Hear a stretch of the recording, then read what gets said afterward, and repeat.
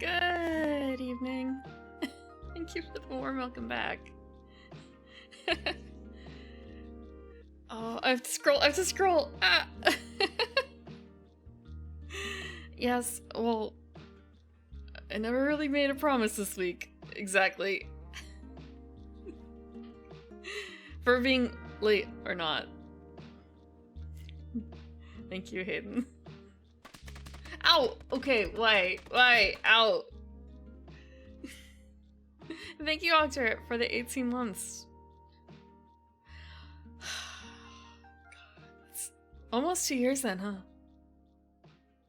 Hello, Jay Bush. Welcome, Crowbar Man. Hello, Chicken Cooper. Yes, today is... it's kind of like, is it a good day? It's a good day to be a bird because we're giving birds homes. We're giving birds homes today.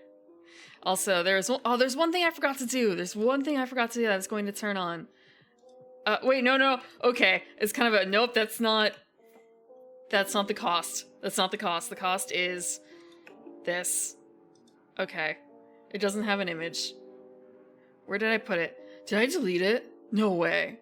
Okay, no, I didn't delete it. Okay, I forgot to turn something on that I meant to turn on earlier. Chicken Cooper reminded me by the virtue of being chicken. Okay, hold on. Let's see. Hello, Cliff. Yes, it was not forever. It was literally a week. 1 week. I didn't want it to be a week, but I needed that one extra day after I got back. And I hope you enjoy your food stuffs. Thank you for coming by. Thank you for stopping by. Hello, Passion. I hope you're doing well. I hope that I know that things are coming up soon for you, so it's kind of a like, did I miss that? Did I miss it, did I? Hello, Azure. It's been a long time.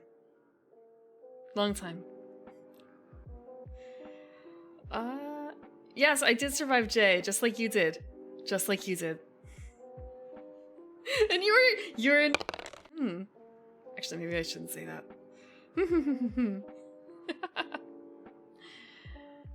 Hello, Vermont. Yes, happy Friday.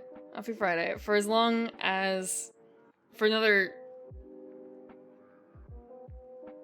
2.5 hours? 2.5 hours. Yeah, rested from like Wednesday onward. Thank you, Azure, for the resubscription as well. 17 months. Like confetti. Yeah, I need to make it so it's a little less heavy than like right now it's like thud. That shouldn't be the way it is. I just have to actually, I have to make noises for that.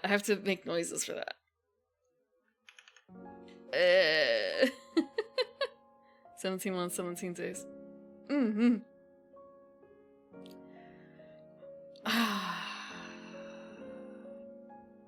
Bird noises. I was actually thinking about this game quite a bit when I was gone. I was debating, like, what do I return with? This should be a Kingdom Death week. However, I didn't actually study for Kingdom Death. So I didn't feel like I could bring my A game for that. I needed to spend a little bit more time reading up on that. Instead, I read up on another game entirely that I actually haven't finished reading. Let me check real quick how long. Yeah, I was really tired for Easter. Let's see. There's a book that I wanted to read. I don't have to read the entire thing, but it was kind of I like the I've had the book for a couple of years now, and I've gotten through parts of it, but like I should do a full read through of it. And then I got like 100 pages in. It was kind of I could have skipped a whole lot of this shit. It's one of those things. Hold on. Tabletop RPGs. There's this whole thing about people.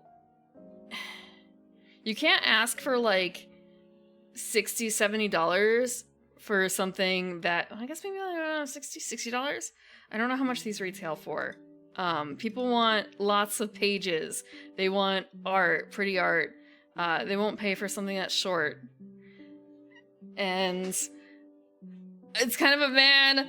I wish I wish they had made this shorter. I wish they had made this shorter. Damn it. Okay, let me see. How much does it even... How much does it normally go for? They were giving away the book... A couple of years ago, they were giving away a bunch of the old... I say old. They were giving away a bunch of the Chronicles of Darkness books for free. For, like, some sort of event. So, like, you had to claim it then and there. And they were doing, like, a different one every day for, like, a week or something like that. So I picked up, for free, legit, an edition of Changeling the Lost. And I don't remember...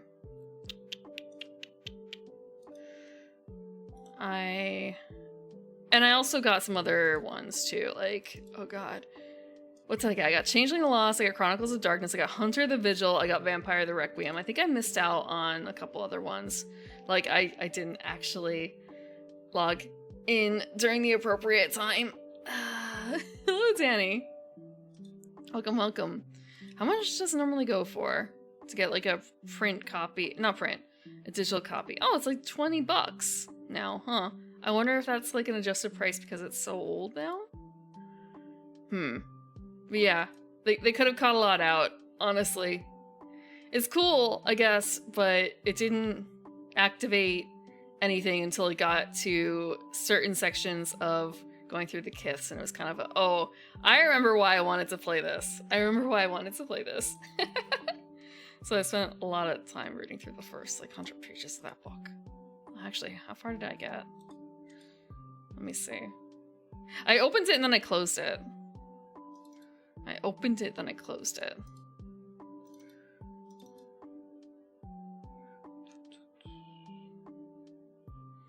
And I did get to play a round of Wingspan. Digital Wingspan before this to see, like, how much do I have to learn for Oceania? I'm not gonna read the rules. How much different could it be for Oceania versus, like, European expansion? The answer is, I have no idea how Nectar works. I should have paid attention. I should have paid attention. So we're going to be learning about Nectar tonight. Open this in... Surprisingly different. God. Maybe if I go to the bookmarks, Changeling a lot. More things in heaven and earth. The face in the mirror.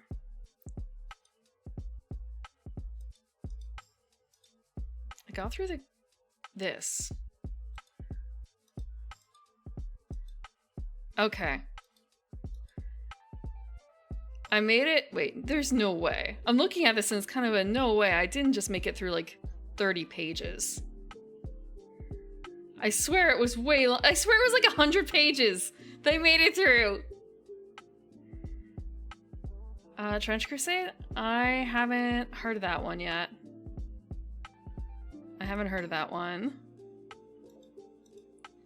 Damn. No, I didn't read through that.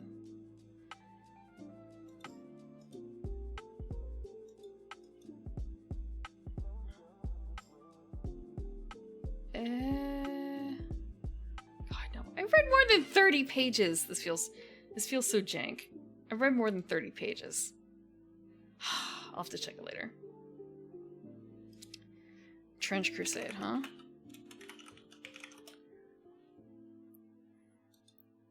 Oh, okay, I see.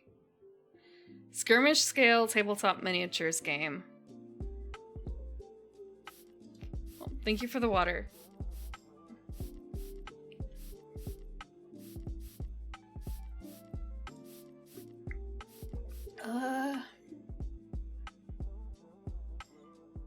Yeah, this is not really, I haven't really done anything quite like this. I haven't done this kind of tabletop game before.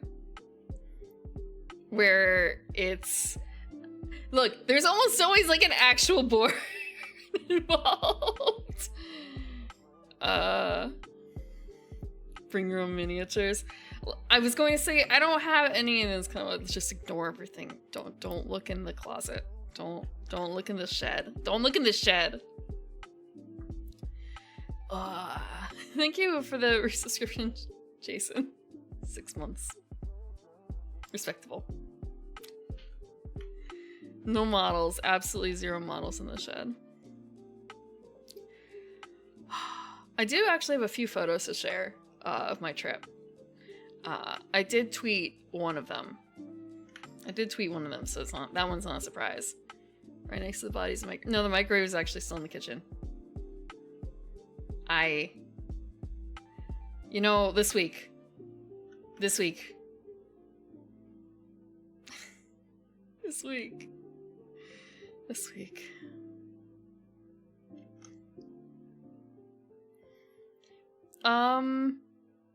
If Firm didn't have cats, her model collection would be massive. If I didn't have cats, I would have, okay, there's that whole thing about, like, if I couldn't, oh god. If I didn't have cats, I would have, like, 3 more money. 0 cats, 3 money. And instead it's 3 cats, like, 1 money.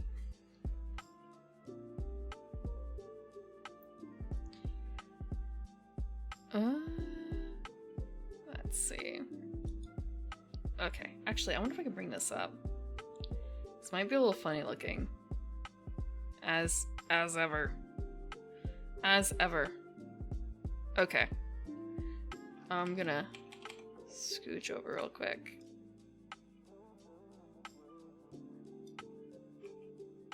Almost inverse. I can't say I have 0 money because I'm looking at things and like, you know, if I just make a few changes, I could get this.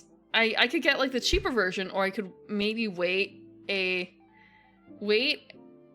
month and then see if I can get like the really good version of this.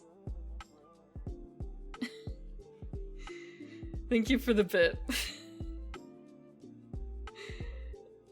It's probably going to go, I would say it's going to go to a cat. It's kind of a, no, it might go to something else. Yeah, there's no picture right now. It's just a purple screen. Because it's kind of a funky size right now. Because it's going to change with every photo. Because I'm just basically doing this in Photoshop.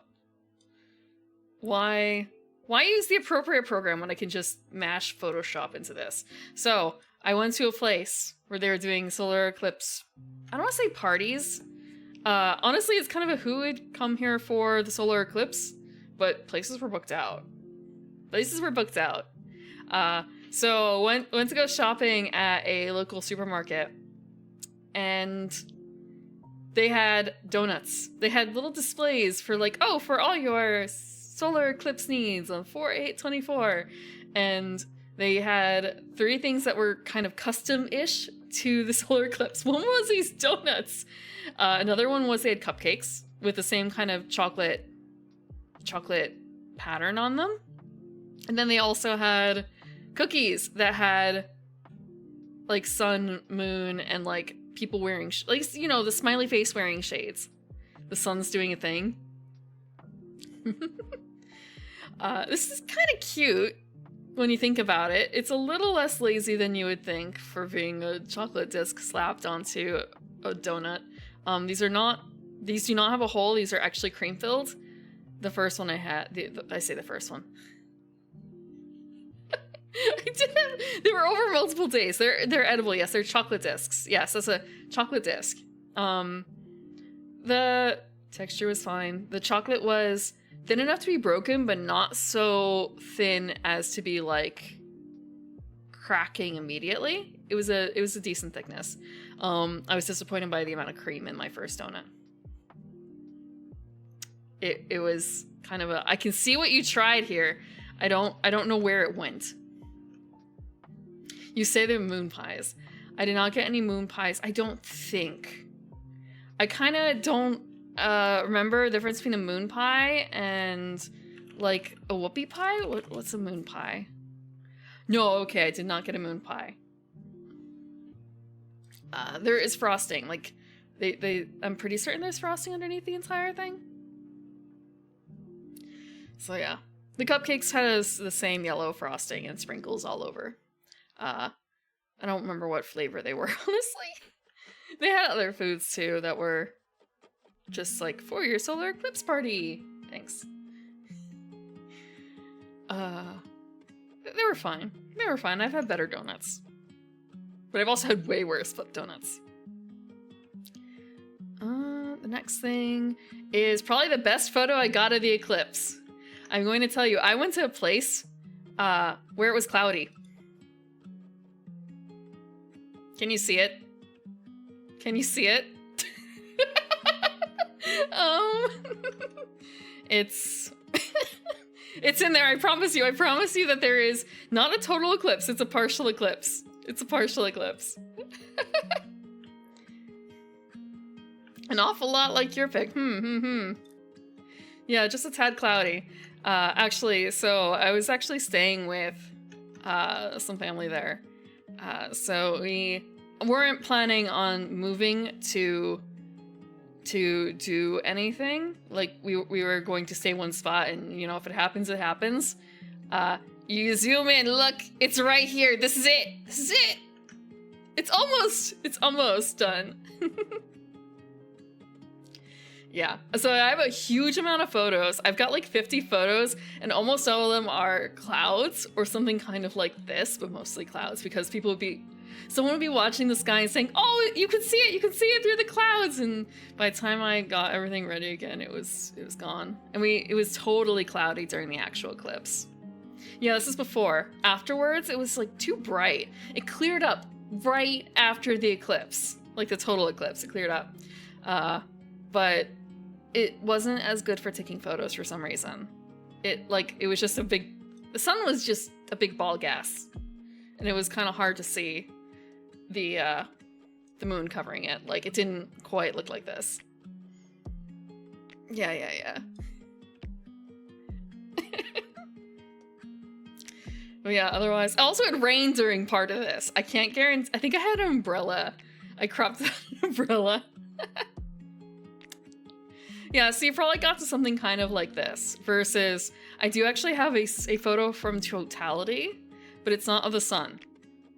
So what ends up happening was I ended up taking a video for it, which I can't show, but taking a video of the transition period, and it was really cool. It's actually some young relatives too, so like having to like shush them and like, do you hear anything? It's kind of a no, and like, weren't there birds just chirping a second ago? It got really dark real quickly, real cold. Well, I'm okay with that because I need a new iPhone anyway. Well, I don't need a new iPhone, but I could get a new iPhone. It's old. It's a 12. It's fine. But this next photo is the photo that I took during the eclipse. On the water. Oh, I need to uncrop it a little bit, I guess. But yeah, so let me see. I guess here you can see that it wasn't like fully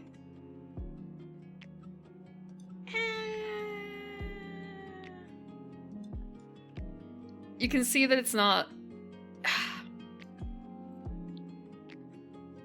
I don't know how to describe this. When I was looking, it was kind of it looks like a sunset, doesn't it? It looks like a sunset on the water, but this is what happened with totality. The weird thing afterwards is that the sky actually got white, sort of, at the edges. So where it was orange, it became like white when it was over. Yeah. So now I think about it, it's kind of so you're kind of seeing here, like, we're in totality, in the darkness. And then over on the other side is... They had it pass already, I think. Or it's coming for them. But I think it might have been passing. It's kind of hard to judge with the, like, checking of the sun and everything and thinking about, like, the organization of it. It's kind of a... Wait. It may have been coming from there. Now I wish I had actually checked the water beforehand to see if we could have seen the darkness coming. That would have been really cool. Why didn't I think of that? Why didn't I think of that? But yeah. So didn't get to see the full thing, but got to see at least the darkness. The darkness arriving in the midday. Travel for the one in 2026. Yeah, or I could wait for the like... There's another one that's going to be going through the Northeast in like 2070 or something like that. I can wait for that one, theoretically. I mean, there's no telling for like accidents, but I'm pretty sure that there's going to be one in like 40 something years in the Northeast. Yeah. Where's the one in 2026 supposed to be? Is it in like Australia or something? Iceland and Spain? Ooh. That could be fun. That could be a fun trip. Could be. Or, actually, it's just kind of, I wonder if it will go through Japan anytime soon. In the next, like, century, we'll be going through Japan. Because that could be a good trip. Kind of checking off two things at once.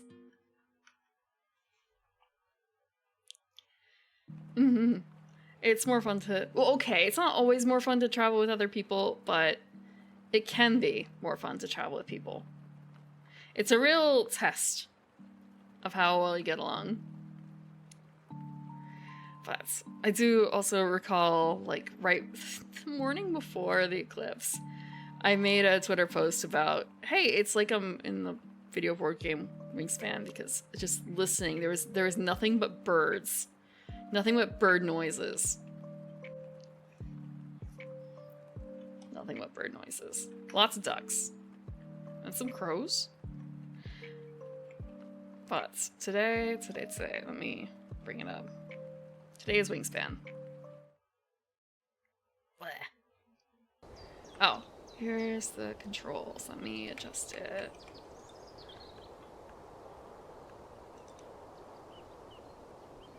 I remember none of these shortcuts, and I don't think it really matters. It just would matter if I want to try and speed through the game a bit. It feels a little strange that I could use a controller to play Wingspan for a card game. Okay. Okay. For those who aren't aware, Wingspan is a board game about birds. It's a board game about birds. All the birds are animated. This is a gorgeous game. And they each also have multiple sounds attached to them.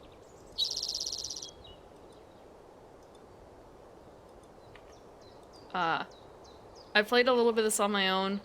Some of it on stream in the past. I want to say, name a bird. Okay, they don't have all birds, but they are working their way through. They're working their way through. And also, I believe that there are fan packs for birds, too. Or, like, there's definitely a fan art box expansion thing, like, for replacements, if you want different bird art. But I think there's also fan expansions that I saw for sale at a con. So many birds. And this is just, I don't even think this is including any expansion stuff yet. Yeah, I don't think this is including any expansion stuff. And there's also, like, cute facts on them.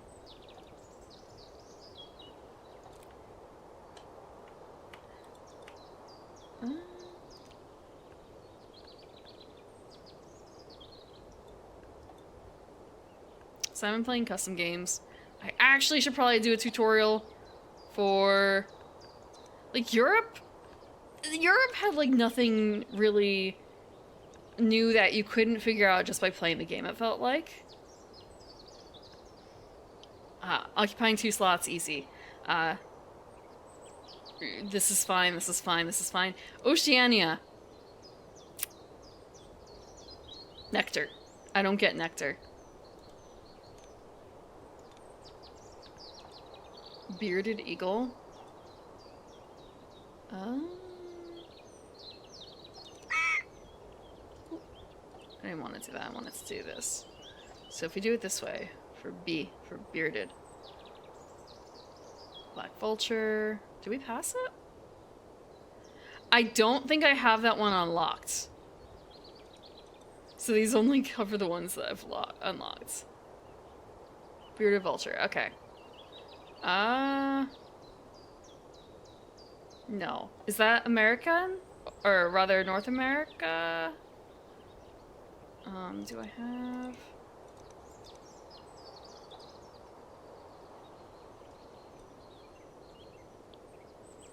You can see that there's a lot of things missing here. They have black vulture. No bearded eagle. Or bearded vulture.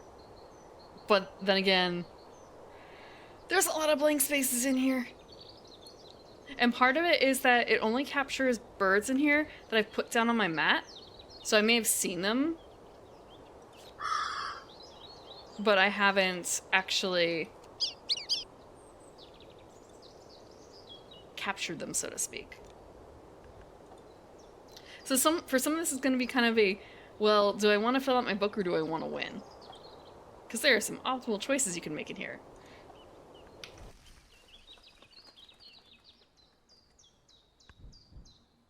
Actually, hold on.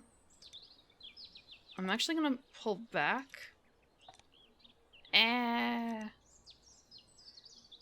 We're going to go to the main menu. I can play a quick game with more, like, just American birds. Like, no expansions. To give you guys a feel of how...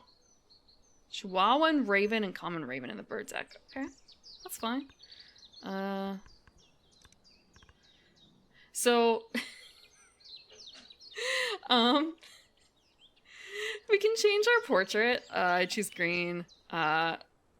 Every expansion gives you new things. It was kind of a look at this. I want the green bird. I don't care about anything else. Different backgrounds for you to play on. This is just like aesthetic choices. And you can also choose this for yourself. You can also choose it for the AI. It was just Easter. They have a special background right now for... Oh, did they get rid of it? Or is it just not selectable because I currently have it selected? It might be that. Huh. It looks like I can't actually... Oh no, am I stuck? I feel like okay, I'm not stuck. I'm not going to choose anything because I think that might make me get rid of my backgrounds and I don't want to do that.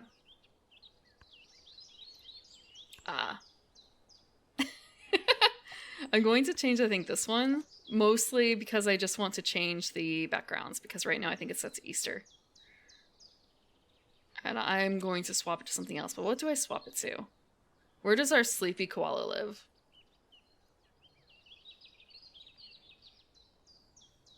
I can show you guys the default.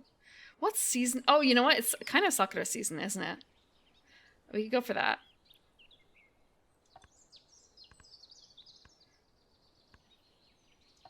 Kangaroo is going to be... Alright, so I guess I have the mangrove or the proper outback. And I don't know why I put him in the city. I think it's because I just thought that he would win. And I have these guys set to hard. I believe. Yeah, hard. I don't always beat hard. I don't always beat hard.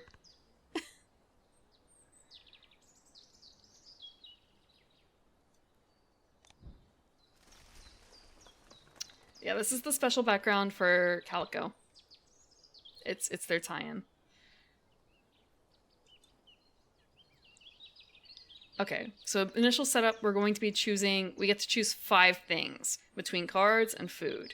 What we will need to do is we will need to place down these birds onto our portfolio of birds. And in order to do that, we need to feed the birds to get them to stay. Only once, though. We only need to give them basically a down payment. And they will say on the cards what they need to eat. So the spotted sandpiper takes a bug. This one will take anything plus a fish. This one needs 2 wheat. This one needs 2 mice. This one needs either a bug or a wheat.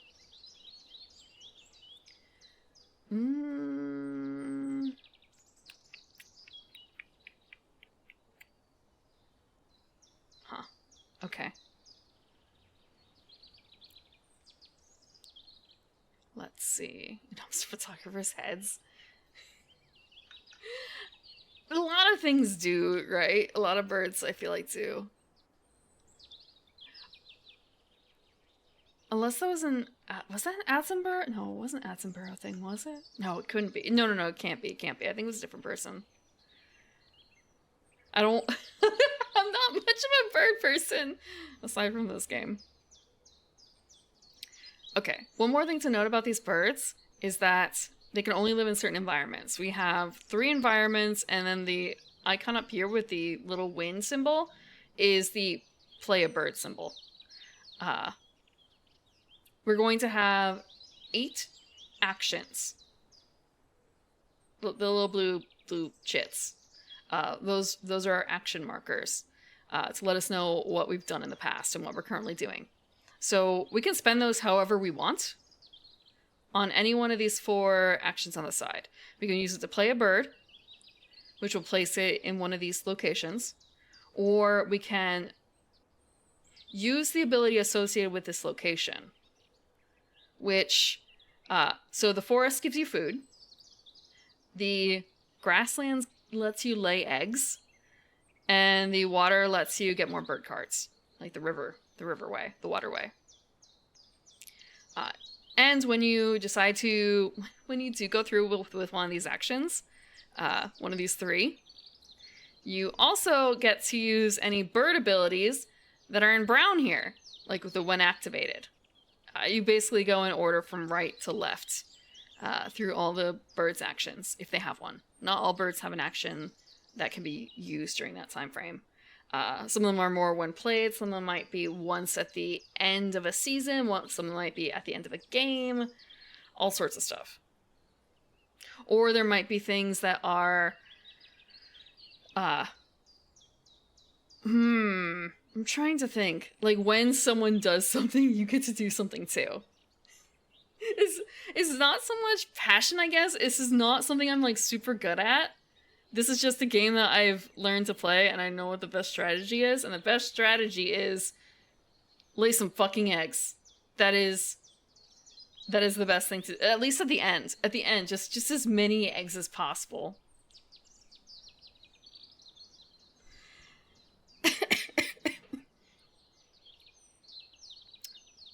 I don't know if it's changed with the additional expansions or not, if they got away from that end game.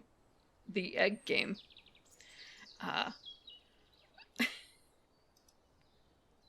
And saying, like, I know what the end game is supposed to be, there's still a bit leading up to it in terms of luck. It's also a nice kind of card game because it doesn't... How to put this? There's not a huge amount that you can do to screw over other people, except for 2 things. One, going through and grabbing a bird that they wanted, because each one of these birds is unique. And the other thing would be taking stuff that they want from the food pile. But that's a lot less annoying than taking what someone wants from the bird pile. So, let's see. There's a lot of also, like, fun details on these cards, too. So, Spotted Sandpiper, the feathers are for how many points they're worth at the end of the game. The egg symbol, or, like, the pile of eggs on the Spotted Sandpiper and the Common Loon tell you what kind of nest that they lay. And this one is ground nest. They just kind of, they're there. It's in a hole. Who knows? Then you have, like, a traditional round nest. You have inside a tree, that kind of thing. There's a couple other ones, too. For instance, up here... Oh, wait. Chat's blocking it. Give me a second. Chat. It's not... Actually, you know what? I'll move chat over here for right now.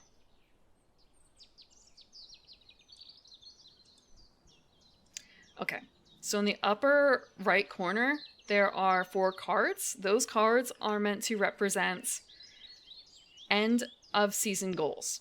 So in the first season, you want to be the person who has the most birds in the waterway.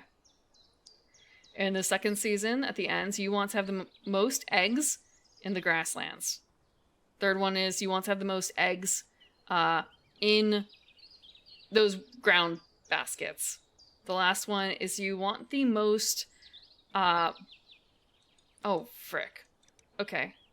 Sorry, that one's a little harder to decipher. Okay, count the total number of birds with this specific nest type that have at least 1 egg.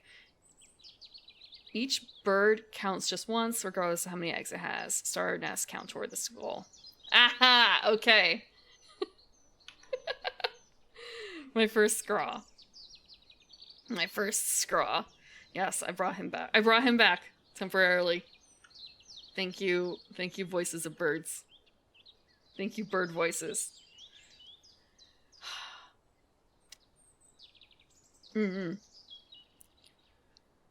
Okay. There's also one more nest type, and that is a star, and that basically means, like, it counts for all of them.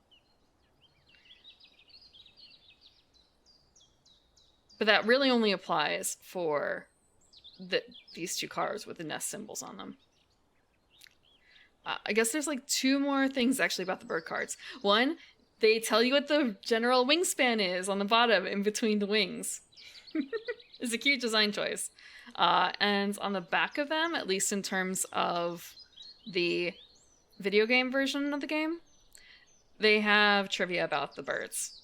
Although a lot of them are kind of depressing. Because a lot of them will just be like, this bird is endangered. This bird is suffering. This from loss of habitat, and it's kind of that's a little bit more uplifting, but also understands. Oh, can you not hear it? Oh, let me do 2 things. 2 things. Ah! How many routines do I have? Oh god, there's like 2,000 plus. Okay, I hit the ends. Okay. It wasn't...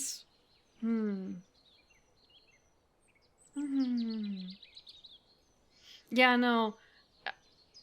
I wonder if I didn't... Let me refresh this real quick. I'm gonna try it.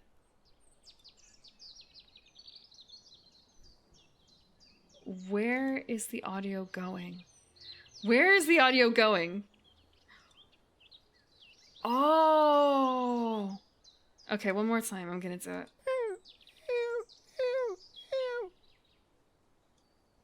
There you go. Okay. There we go. It wasn't sending to the right place.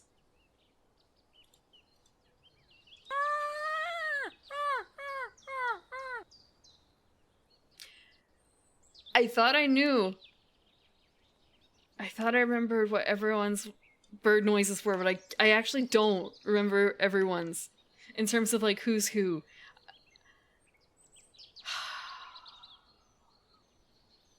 I need to get more bird noises.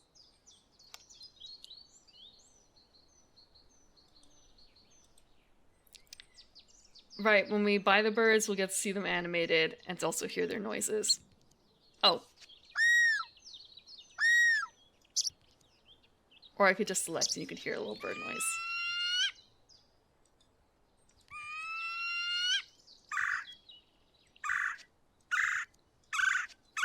I haven't even begun to play Asgard. I'm just listening to bird noises.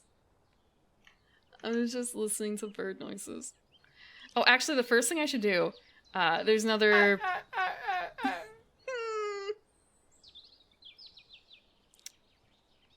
There's one more thing to do. There's a bonus card. It's another way to earn points. There's a bajillion ways to earn points, but eggs are like the best at the ends. Everyone gets their own bonus card that will give you points for completing a task. Having that should kind of be setting the choice for what birds I pick. So like birds that can only live in the grasslands is one option. Birds that eat grain. And it also gives you an idea of like how easy that is.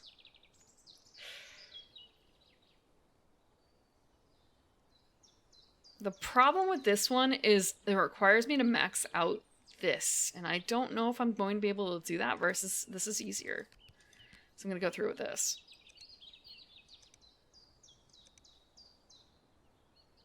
The saddest loon call.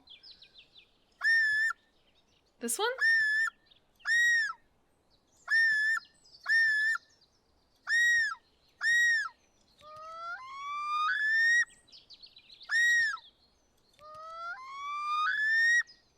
So they've got like 3 or so different bird noises.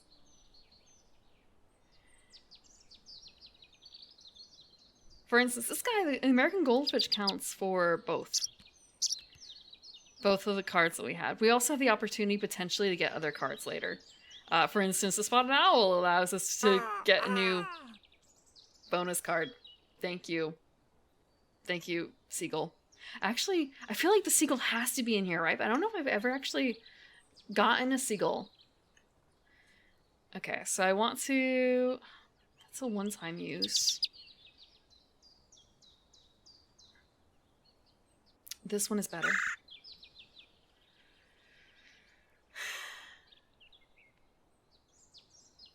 Okay, do you actually want me to scraw, or do you want me to make a seagull noise? Those are different things, I guess. Do a seagull impression. Okay. Give me 1 second. I want to check something out.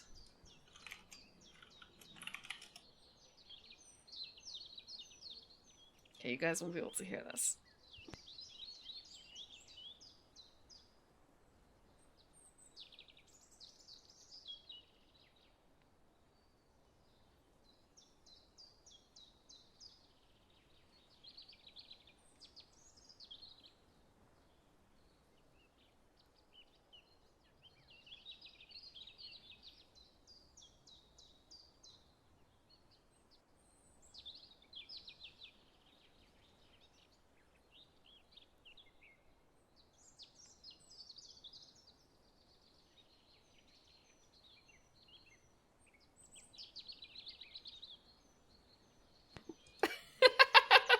Okay, there's a whole bunch of... Sorry, I'm just listening to some seagull noises to make sure, like, what kind of seagull? And the answer is, seagulls vary depending on what area you're from. So it's kind of a... The seagulls that I know tend to go more... No, that's not quite it. That's not quite it. Not that either. There's so many seagull noises. That's not it either. I didn't practice my seagull noises. I did not practice my seagull noises.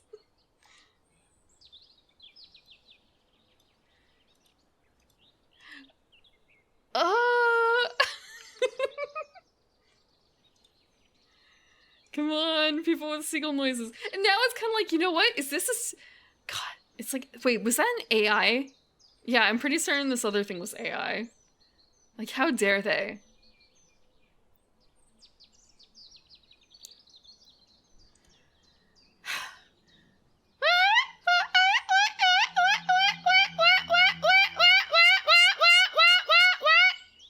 Like that? That was me going along with the seagull that I was hearing. I mean, birds are already fake. Birds are already fake.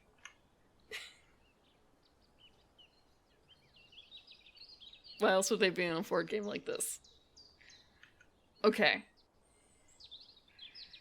Type of... No. No. Give me your fries. Give me your fries.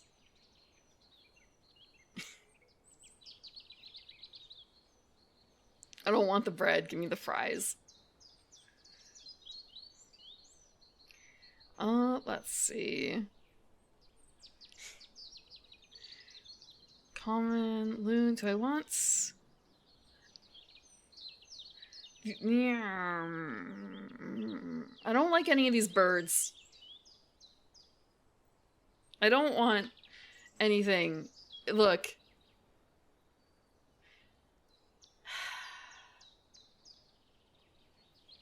It's a tax. It's a tax. Okay, we need wheat. This. I'm just gonna get a lot of food. And we'll deal with the bird. We'll deal with the bird later. I can't get, like, double food. I don't like any of these birds, though. I don't want everyone to be able to draw birds. I guess I'll do it anyway. They need bug. Everyone needs bug. Fish? Fish is fine. Yeah, fish is fine. Wait. No. Rat. Rat feels like it's harder. Rodent feels like it's harder. But, and I, no. Fruit. Is it not is it not a tax? Also, the AIs do have, like, turn time. And one really cool thing about this, so you can see here, this map is a little funny looking, but I don't want to switch off because I don't know if I'm going to be able to get back to it. We'll go for one of... this is the... No, that's not the default. This is probably the closest to default. So there's always a waterway in the front. When you zoom in, there's more of a grassland than the trees. So it's like a three-level board screen. And it's just a really neat effect. Same thing here. They're all kind of... It's not parallax, really. But yeah, waterway, grasslands, tree line. And they tend to do... They have a bunch of ones for different events, too. Like, this is the spring one. Waterway, grasslands, tree line. But the quilt one looks kind of funny. It also doesn't help that it's got, you know, all the game pieces in front of it. Oh, I didn't realize, actually, I'm blocking something. Give me a second. I'm blocking a few things. However, most of it isn't super important. The important thing is actually... I'm gonna go here. This is probably the best. The important thing is the food. And also you can see what the full actions are. The seagull noises. Ah! And I didn't even do the only seagull noise I could do decently on command is the... I should have just went with the mine. Mine? That's about it. Mine?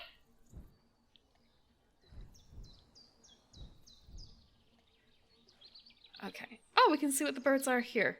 But is a little funky. I do not care.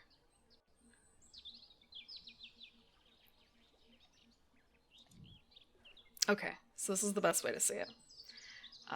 What I'm blocking down here is basically just the reminders of what you're supposed to be able to do. They don't say hours. I'm pretty certain they don't. I'm pretty certain it's just mine. They won't even share with each other, really. Like a good proper seagull.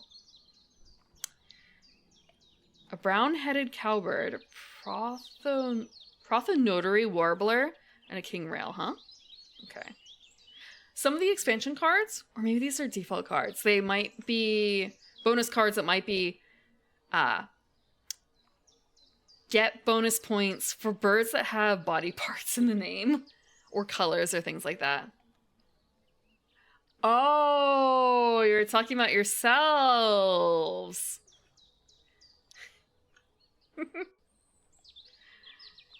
That's true. The brown-headed cowbird is actually really good. It's only once between between actions, but you lay an egg in someone else's nest. Well, in your own nest, but another nest of yours. Free eggs. Free eggs. I want that bird. I want that bird. I could... I could. I could do this. I'm going to do this. We're going to pay that.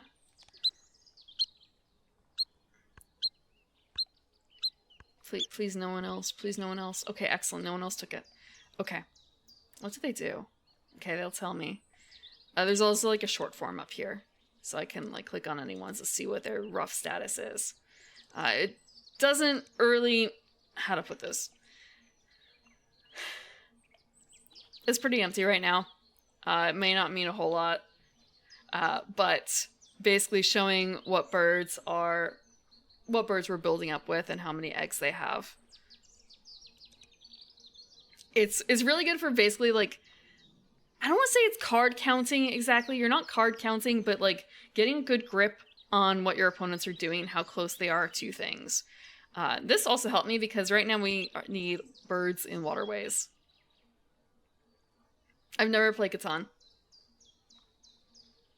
So I don't know how it compares to Catan. I have never played Catan. There's another famous game I haven't played.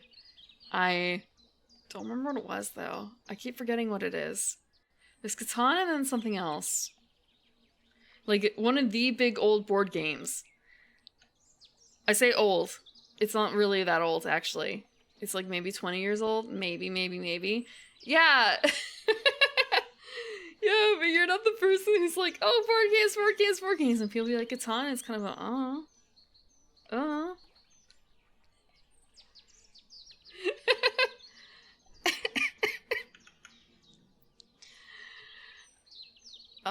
okay. We're going to do this. We don't have an egg to turn into another one, but we are going to take the brown-headed cowbird.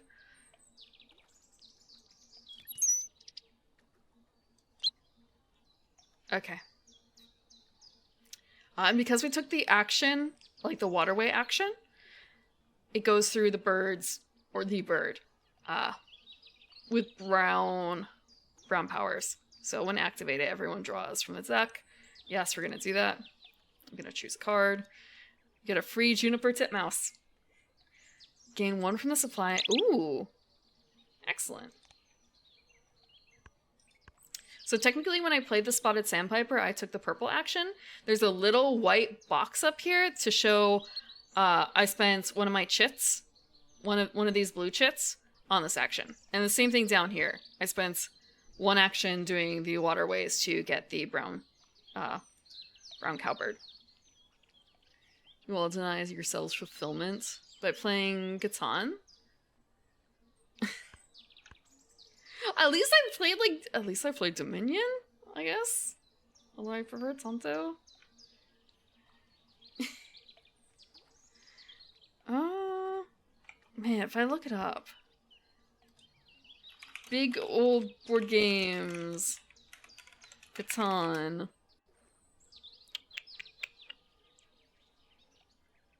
How did Catan get so big? Okay, maybe not Catan. I probably shouldn't say Catan then, just...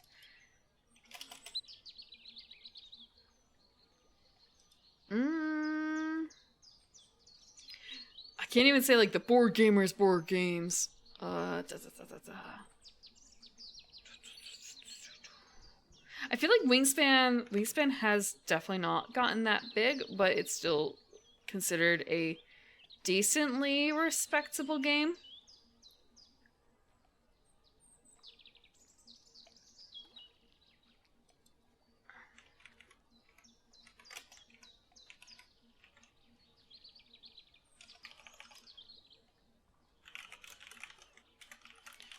Wingspan is talked about.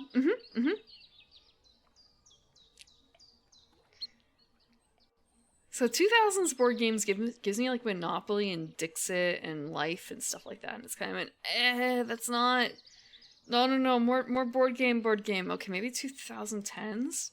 Pseudo. Was Pseudo really that? Gloomhaven was definitely not.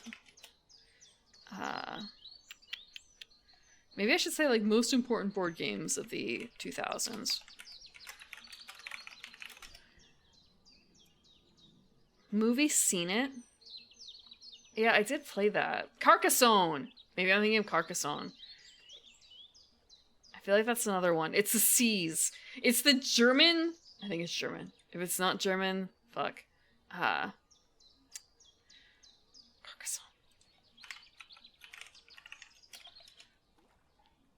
Is Carcassonne German?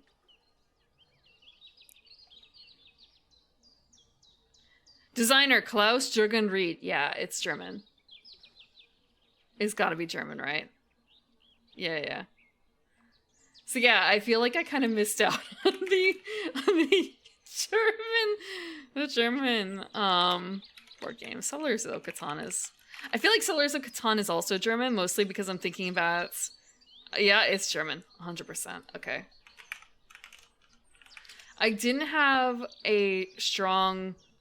I didn't get really introduced to, like, Euro games or, like, worker placement stuff until a little later.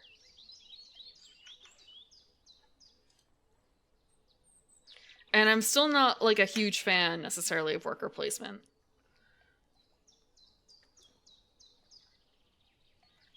But I guess it's kind of a, well, I guess...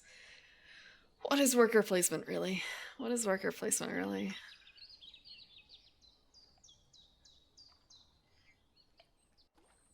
Okay.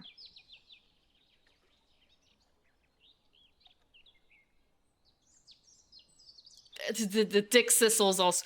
Okay, you can't see the dick sissle. I'm not going to go through with this action. I just want to show you the dick sissle. I'm probably mispronouncing it. This bird here. Okay, you can't see because I'm in the way. Give me a second. I'm gonna duck. Tuck a card from your hand behind this bird. If you do, also lay one egg on this bird. Free eggs for tucking. Tucking birds is points. Tucking cards is a point. Eggs are also points at the end of the game, and eggs are also kind of power for your engine later too. Like, you need eggs to do certain things, but if you don't do eggs are points. So it's just kind of a if you want to earn a point, earn 2 points. Or like, here's an opportunity to earn 2 points for trashing a card. And considering I have a bird that lets me do that, yeah. Granted, I have to go through with this if I want to do that, but it's kind of a the engine is maybe okay.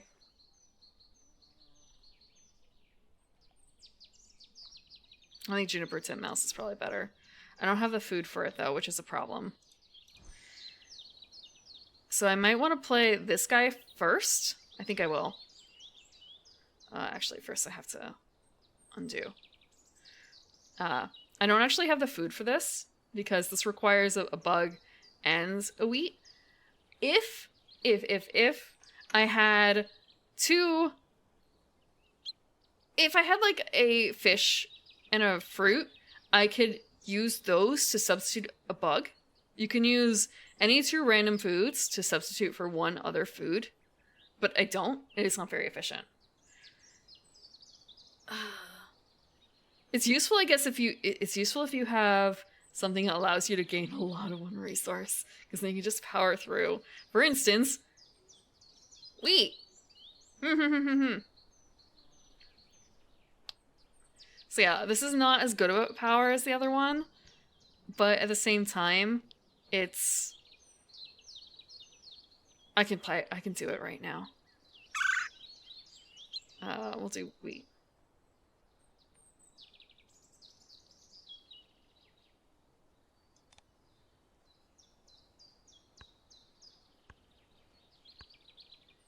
We need food. We need food. How's everyone else's portfolio looking?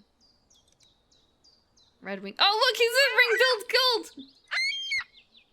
Hold on. It's a seagull! Who had the seagull? Oh, it's a Bozu.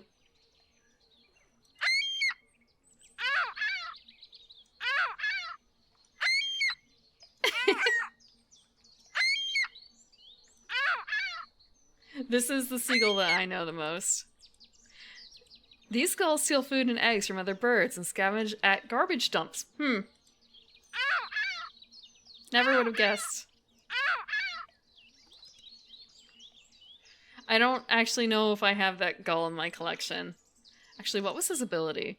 Tuck a card from your hands behind this bird if you do draw a card. Damn. Okay. I like that. Just like you? Oh, well, at least it's in a good restaurant dump. The one that, like, wraps it in plastic before they throw it out at the top. Please say it's not the Walmart dumpster. Jay.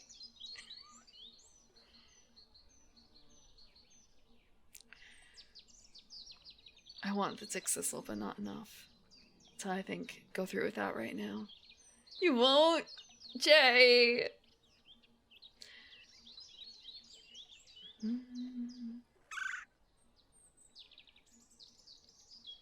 Okay. We need food. We need food. We're also going to need eggs shortly. Okay. There's... Okay, I can do this. So what we're going to do is we're going to get food. What I'm going to do is I'm going to grab this... Oh.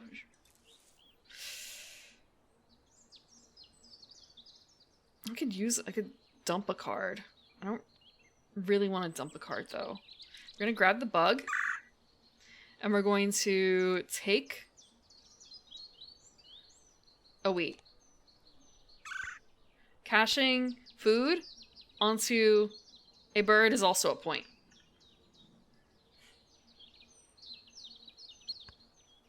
There's lots of little ways to earn points, and at the end of each season, you'll be able to see how you stack up and like where your points are coming from. A lot of ways. And this is why Nectar, maybe I should say the European expansion, again, didn't really add too much new except a few things that were fairly intuitive. And then Nectar added in like an entire new food, and it's kind of okay, I'm just gonna be like watching out for birds without on their card, right? But no, there's like, it starts playing into things on the side. It's just sort of a, I don't understand this. I don't understand this. And it actually caused me to lose the match I was playing. I was gonna say but still, it was kind of a, I can do this without anywhere. And like, no. If I had just actually known what Nectar was about, I probably could have eked out and win. Like, it was just short. Okay. Dixisel is gone. Wait, no, Dixisel is still here. Ahinga. Ooh. I'm not going to do this, but I'm going to show you guys the Ahinga. Unhinga. My bad. I'm gonna click again. Roll all dice not in the bird feeder. If any are fish, gain one fish and cash it on this card. This is a predator card, as indicated by the little skull and bones. It's kind of cool, but at the same time, these are really dicey, pun intended. It can be really hard if you're not very lucky or the timing is just poor. Because there's only so many dice in the feeder. There's not a huge amount of dice. And you have to get them to roll fish to actually get anything out of this ability.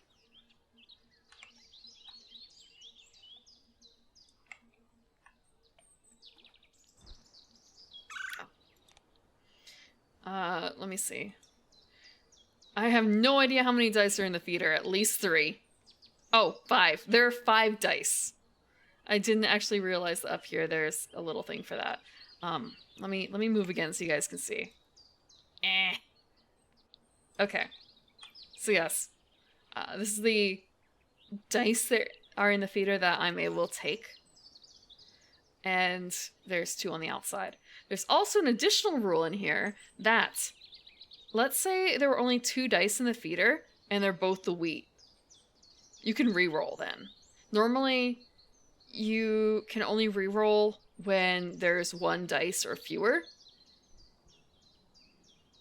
But if all the dice are showing the same thing at the end, let's say for some reason I believe this is true.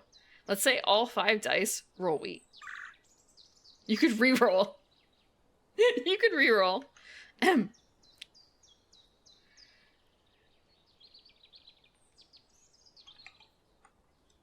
But I've never actually had that happen. But it is something to kind of keep in mind. Like if you're giving someone else the opportunity to do something. I was going to play a bird. Oh, the juniper titmouse. These little birds make it through winter by storing seeds. Okay. Do I want to? I need egg first, actually. Fuck. I need egg. Egg.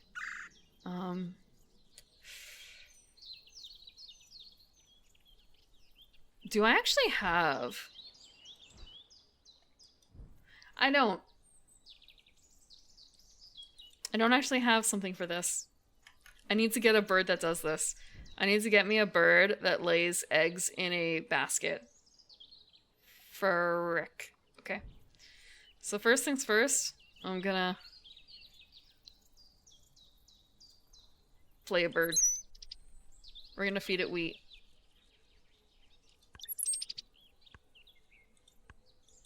I could have swore that they showed you where their native habitat is, but I guess that's only in the like official bird aviary area and not in the game itself. Because on the physical cards, all the information's in on one side, because otherwise it would not be. Otherwise they'd be marked cards. Yeah, I can't do it though. Yeah, we have to skip. Look at the house finch! Oh my gosh, it's so pretty. Hold on. Let me... Look at these birds. Look at the house finch. The blue grosbeak is cool too.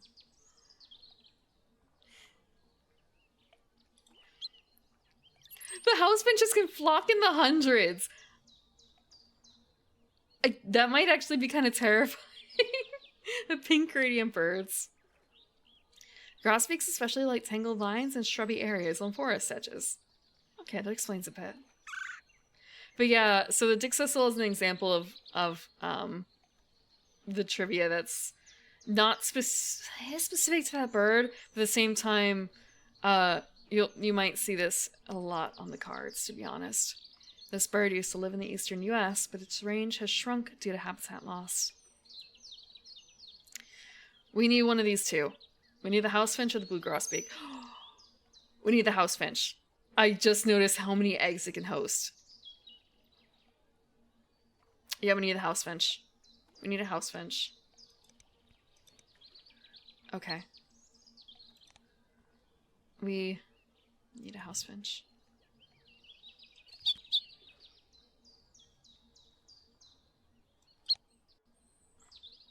He gets to draw one from the deck.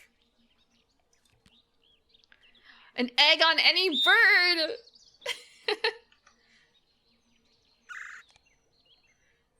Oh, first I need berry and wheat, huh? I need more food. I need more food. There's only 2 more left in the season. I only have 1 bird in the waterway. How many birds do other people have in the waterways? Let me see. 1, 0, 0. Okay, this is fine. I'm okay with a tie. A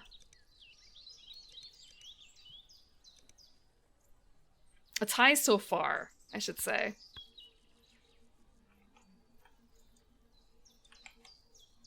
I should get a birding hat. What's he... Actually, it's binocular. Actually, I do wonder, do they make binoculars? Someone has to have a binoculars VTuber hand-holding thing, huh?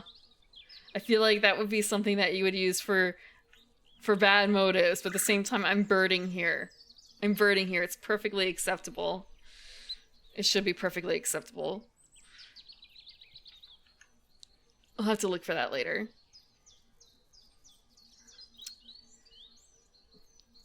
I completely ignored the eggs. I need eggs.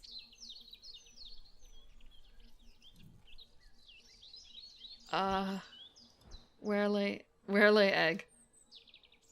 Okay. This is fine. I could spend a food to lay an egg. I don't think I'm going to. A what now? Oh yeah. A toggle to have binoculars, because I was thinking, a birding hat. But what kind of hats do birders wear? There's a lot of variations. Well, what do birders always have? Binoculars to stare at the birds, because you can't get very close. And then thinking, that's not gonna be very common, is it? And then thinking, wait, no, there might be a reason for people to have that as a gag toggle. I feel like there might be someone who has made those, maybe even animated for all I know. Hello, Hiari. Thank you for the resubscription. Welcome back to the garden. 17 months. Thank you.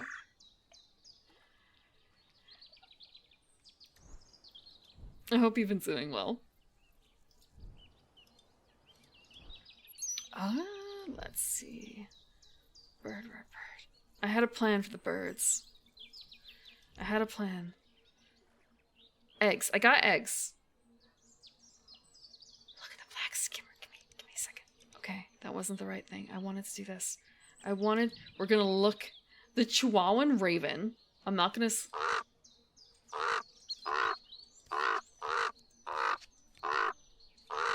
And the black skimmer.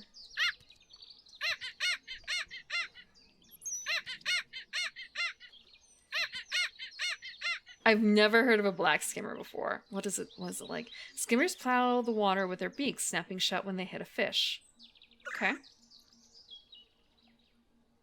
And the Chihuahuan raven is native to the Chihuahuan Desert, of course. Oh, and that's kind of funny that they have the same wingspan. They've come out about the same time. Okay, not on two.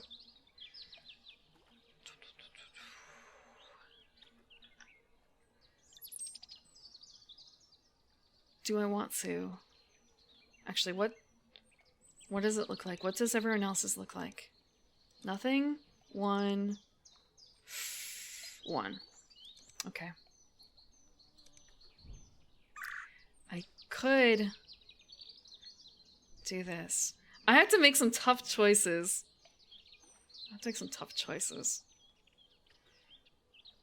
Okay. Oh, I need the food! I don't have the food! Frick. I think this is gonna be fine if I go through and get food first. What I need is a wheat. Okay. This kind of sucks. I spend a card. I can't reroll. Unless I discard a card. I could do something a little dumb. I want to save that though. This is probably the one that would be the most worthwhile to discard. Okay. We're gonna grab this. We're going to toss the titmouse so we can get another food. Actually, no, we're gonna reroll. And we're gonna grab a wheat.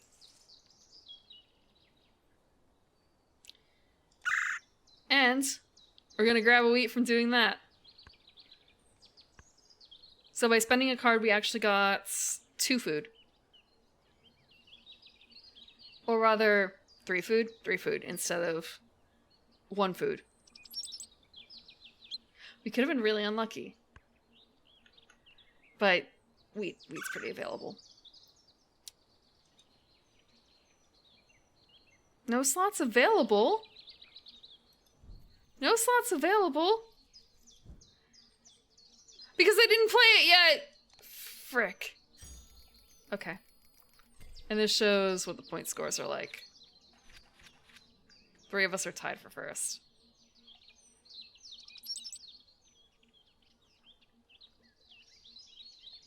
Although this is only counting for the birds. The specialty cards. The group bonus cards.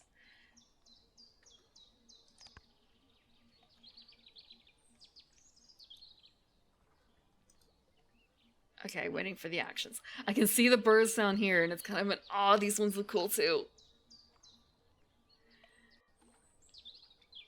There's actually a book that I had when I was much, much younger. It was, I think I might actually still have it because it had that much of an impact on me. I don't keep a whole lot of childhood books, but this one, especially crafting books. This one was, I believe it was entitled Origami Birds That Really Fly. One, they were not exactly origami. There was a lot of glue involved and a lot of cutting and markers. But they basically gave you patterns for making a large amount of birds that you could use as paper airplanes. And they actually had like different sizes and different like weights to them. I wonder if that still exists. And I distinctly remember making the cardinal.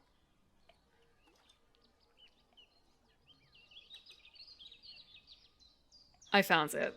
Now that I'm looking at it, it's kind of an, it looks a little jank. It looks a little jank. Oh, like $20 for the hardcover, huh?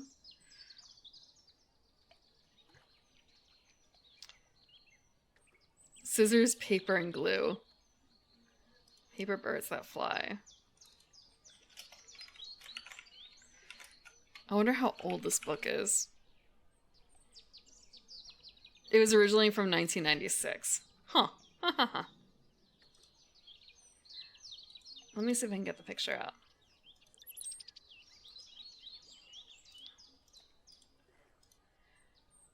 The images, the designs are a little simplistic.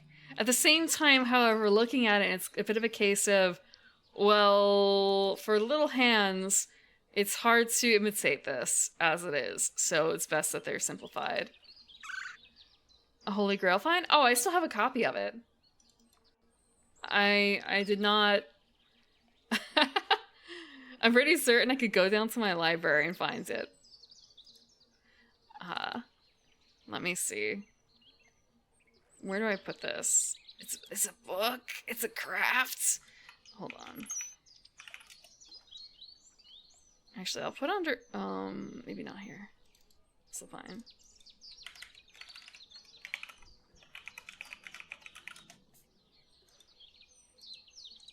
Let me see. Okay. Let me copy this to Photoshop. And then just make it really big.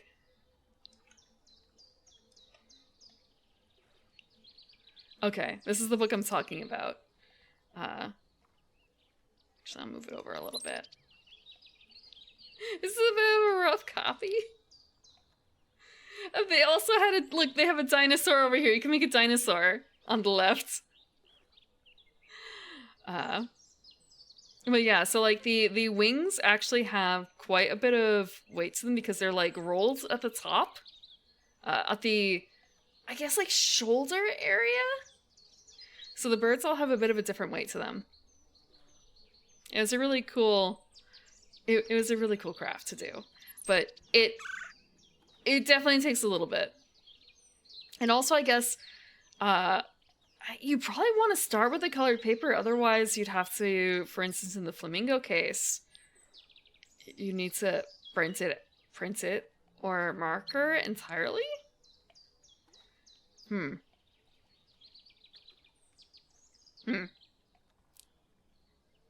This is not my copy. This is not my copy. This is a copy I found on Amazon. And I feel like if you do find a copy that is well loved, it's gonna be in kind of rough condition just because, again, this is the kind of book that you basically trace out of. That's the kind of book that you trace out of. So it's probably going to be have indentations and maybe some I don't want to say tears, but like probably a loose binding.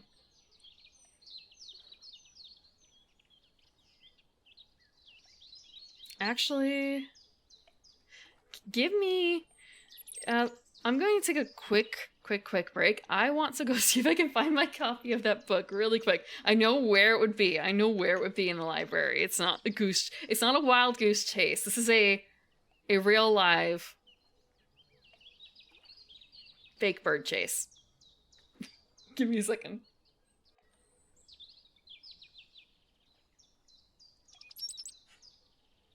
I found it. It was in the spot I thought. I just had to take a little bit of extra time because of cats. I also found that the book, actually, I had tucked in an extra sheet in the book that shows, it's a printout. It's a printout that shows a bird wing and also a bird skull. Not skull, skeleton. Like a chicken skeleton. That's labeled. So, for instance, there's the...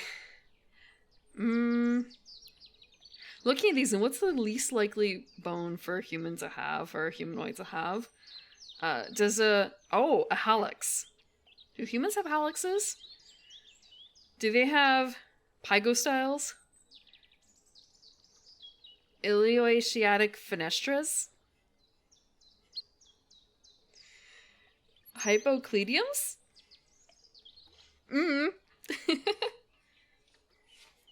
But yeah, also like a colored picture, or maybe I should say colored. It is colored. Colored to show like division of feather types, like primaries, upper, marginal, coverts, humerals, things like that. But the book itself is it's in a condition.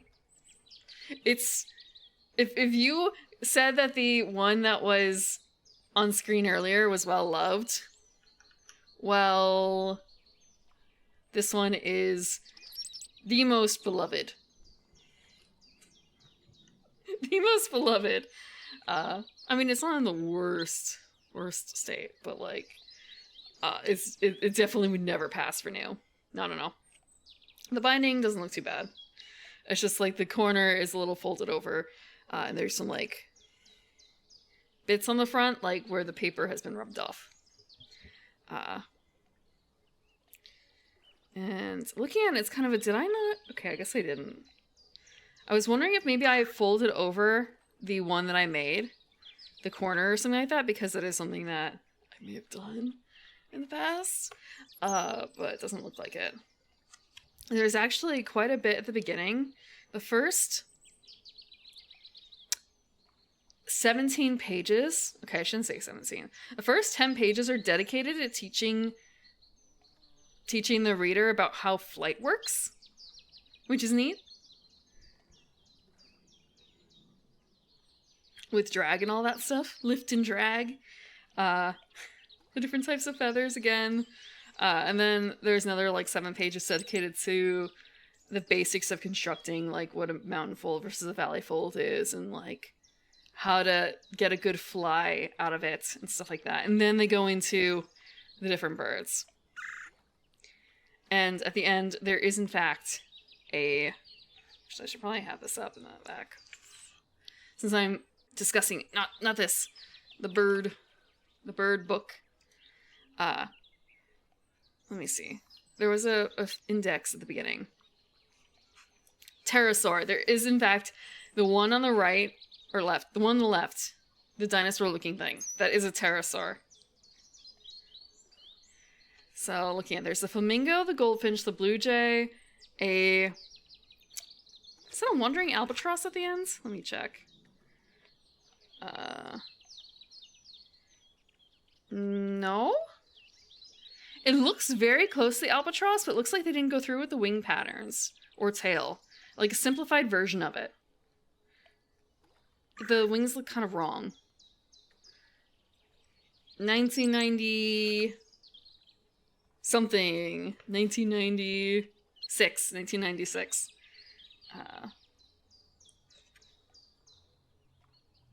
So yeah, flipping through it. Goldfinch on the cover. That one actually looks fairly close to the image on here. Then you have a blue jay. Blue-footed booby is not on the cover. They don't show the feet either. Canada goose. Cardinal. The cardinal, I think, is... I think I did make more than one, but I remember making the cardinal more than once. Common loon. I skipped one. A flamingo. A great horned owl. Peregrine falcon, which I believe is the... Oh, you know what? Oh, never mind. It's not a peregrine falcon on the cover. That's a red-tailed hawk in the corner.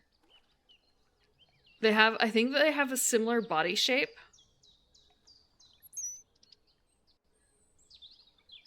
But they have different colorations. They have plain old robin. They have the ruddy turnstone. Vox's swift. The wandering albatross and pterosaur. So I guess that is a wandering albatross there. Just, they didn't go through with all the design. Yeah. They also have indications for when there's a different coloration pattern for male or female. Which is cool, too. It's paper and all. Yeah, the thing is, though, that they have, like... They have the cover photo, and then they have the photo that they took interior. I don't know if there's a photo I can find of that interior shots. Because they actually made the birds for this. On the interior.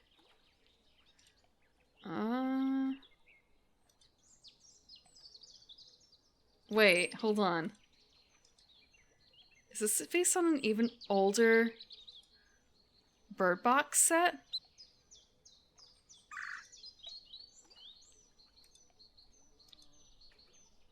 No, this isn't the same. Okay. I thought maybe for a second this was based on an even older book because there is like a book kit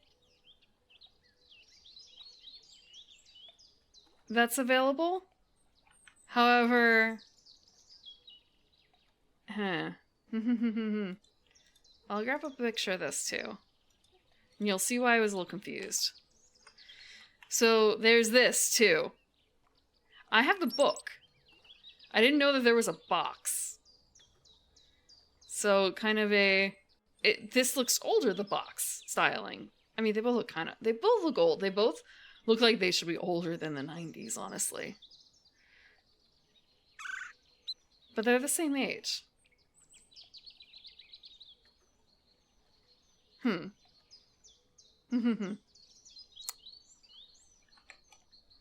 yeah, I can't seem to find any shots easily of the interior to give you an idea of the differences in what they're showing and the cover version versus the interior shots for the bird detailing.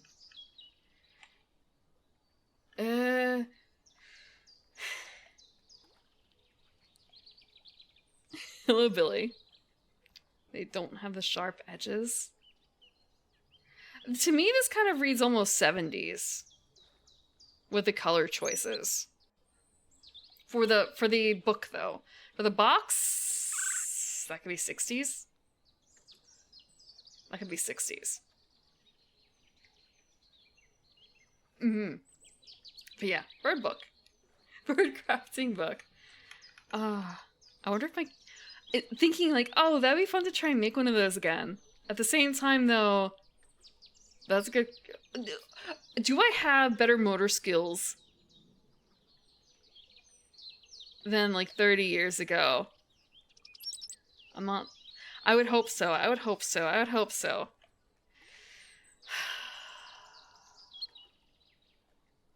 Could I get it done faster than I could back then? Could I get it done faster? I guess only one way to find out. Thinking, oh, you know, it'd be cute to make one of those and see if the cats would like to play with it. But at the same time, create something so cute and handheld, and then watch the cats just completely destroy it. I might want to do that, though. I might want to do that. Okay. I was going to play a bird. I got distracted by birds.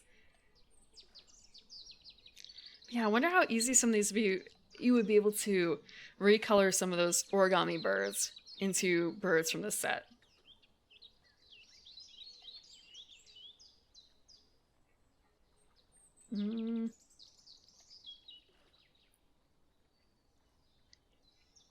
I don't have to worry about the birds and waterways. All I have to worry about is birds and grass.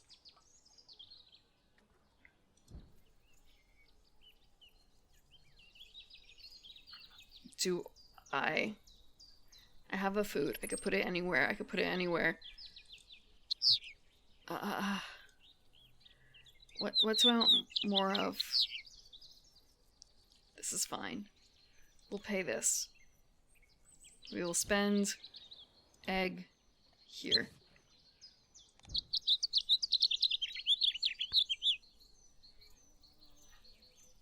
Easy. Easy, easy.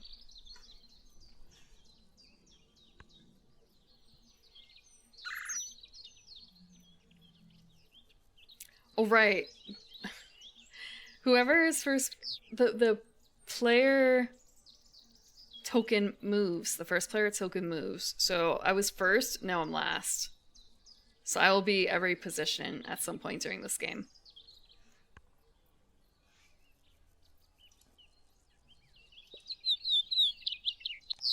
Free eggs. Free eggs.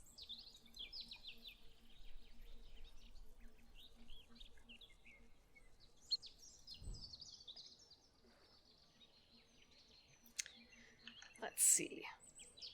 Let's take a look at the birds. We have a cedar waxwing, again, or still. The American white pelican. And we have a common merganser. I hope I'm pronouncing that one right.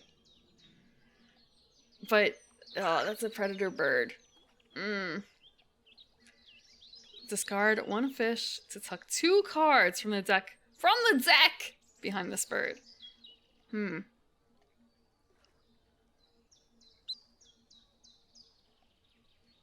Discard a fish. I don't have any fish.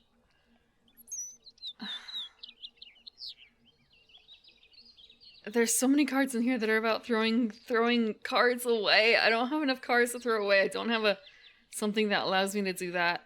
I always have the opportunity, though. So you really have 2 choices when you're picking from the draw a bird action. You can either choose one of the birds that are out here, or you could choose whatever is in the deck. The top card. You always have the ability, well, I asterisk, to choose from the deck instead of what's out there. Yeah, there's no fish. I don't have any fish. I don't think that there are many fish out here. Let me check with the... No. There's a single fish in the pile. There's a fish and a mouse.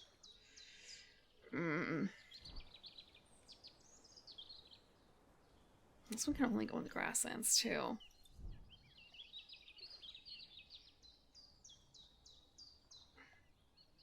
I only have 1 egg, and I need that egg to... I could get eggs. I could just eggs.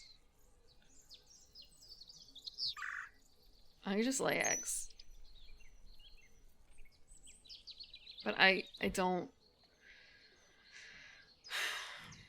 We're gonna draw.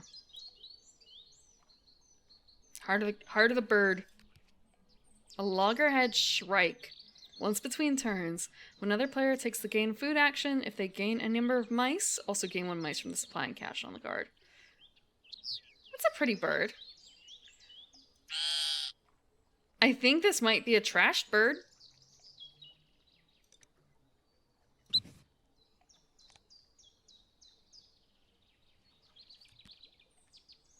Black-bellied whistling duck. Discard 1 wheat to tuck 2 cards from the deck behind this bird. Huh. That's the same or similar to the American white pelican.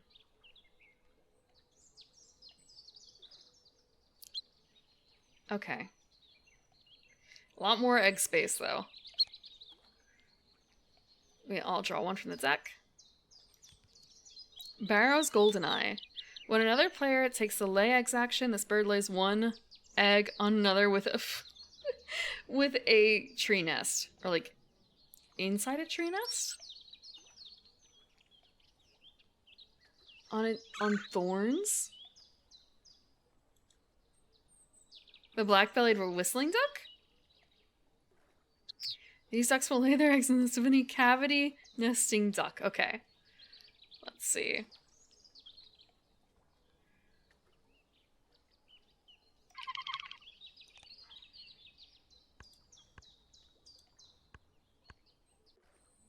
These ducks really do whistle. Can I?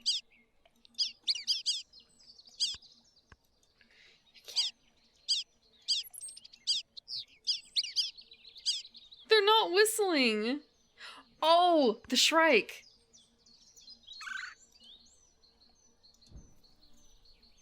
Boop. The loggerhead shrike. When another player... Okay, so this one was the shrikes impale their prey on thorns or barbed wire and may save them for later. That's metal. That's pretty metal.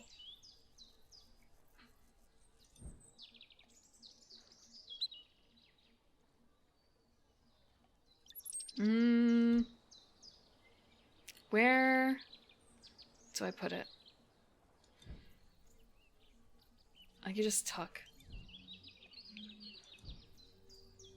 I have eggs. I have a decent egg thing. This has to go in the waterway.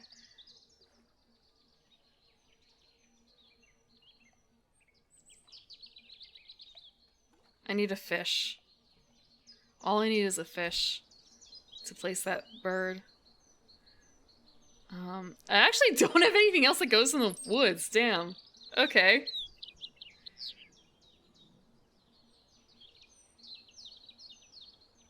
I could play this, and I could play this right now.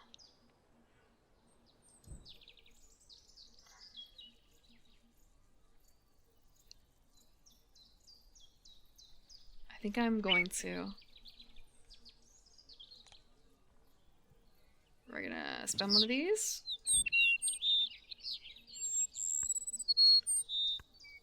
I probably should have spent somewhere else, actually. I don't have anywhere else to spend. That's my bad. Huh. Yeah, I guess, you know what? That feels like one of those mysteries that you think it's some kind of like, especially with mice, it's the start of like a spooky story, isn't it? Like there's something that's impaling mice all over. It's like is this serial killer working their way up? No, it's just birds. It's just birds.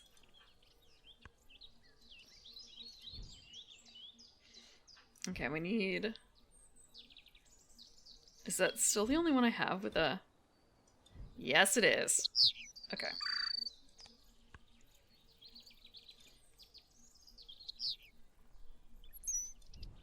Okay, we need to gain food.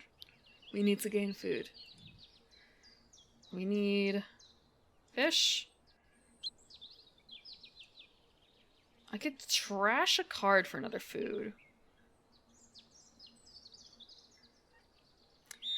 The loggerhead shrike is really cool sounding, but at the same time, this is a rough thing to work with. So we're going to discard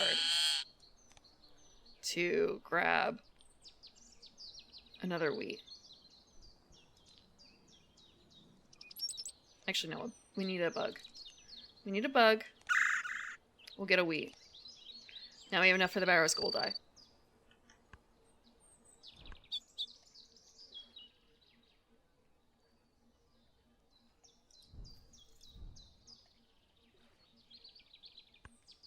This is gonna be all parasitic. No, parasitic's not the word. There's a word for birds that don't... Oh, wait. Birds that don't lay eggs in their own nests. Like, absentee... They're worse than absentee parents. There's another word for this. And now I'm thinking about it, it's kind of an, oh, wait. Maybe not. The most famous one is the cuckoo, right?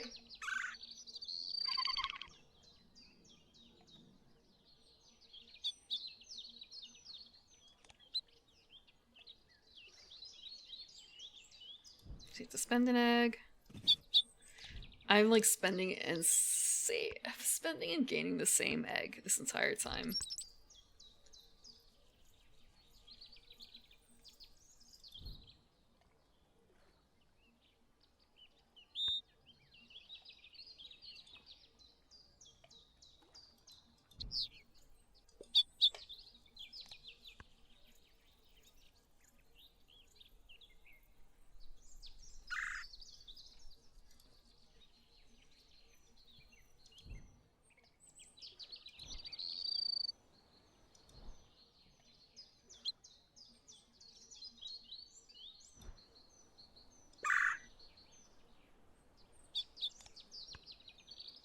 Excellent. It's coming together. It's coming together. The engine is coming together. The bird engine. And now I don't have any cards, but I have not the right type of food. Let's go look at birds. The white-crowned sparrow. That ability, I kind of hate it. I don't really like it. Okay, for the red-breasted grosbeak. Is it grosbeak? Grosbeak. Gain 1 wheat or berry from the bird feeder if there is one. I should say grain. It's not wheat. It's a grain. And then the eastern kingbird. Once between turns. Another player plays a forest bird. Gain 1 bug from the supply. That's a more limited action.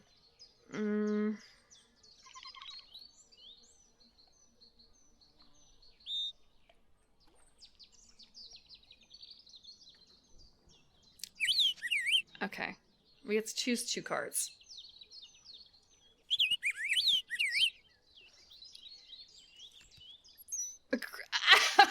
It's this one! Okay, this one's the funniest thing. Look at it. It looks like it has bunny ears.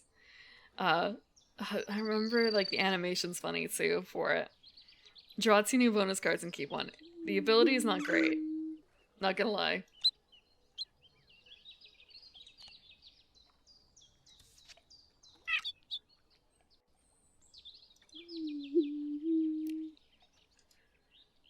Sorry, I can't play it right now. You can't see the animation unless I play it down. It is facing towards the right. The thing that looks like bunny ears are just like feathers sticking up. And I don't think I can actually show you without playing it, and I don't super want to play it. The white-breasted nuthatch looks cute.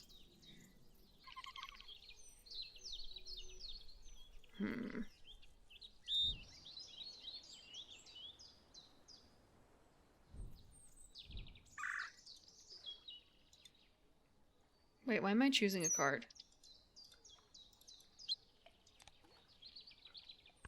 Oh, I never went through. Frick. If I could...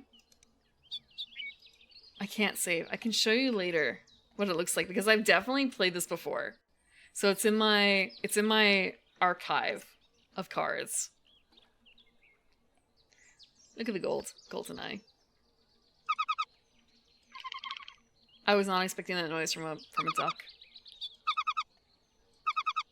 This counts as a duck, right? I think this is the only one that has this kind of nest.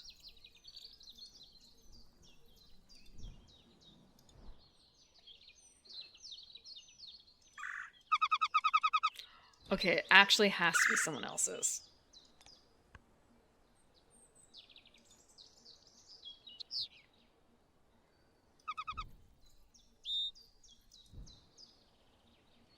I have one more action.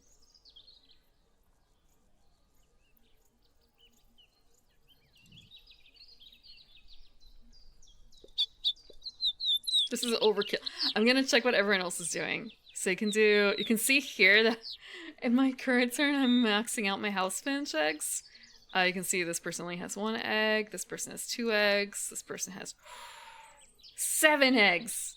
Damn, okay. I guess I gotta pump my numbers up by a little bit. I could spend a food.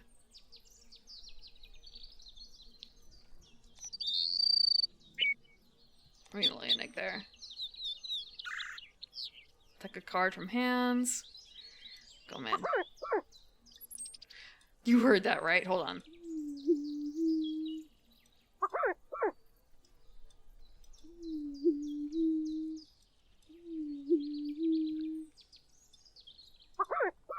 I swear there's a third one.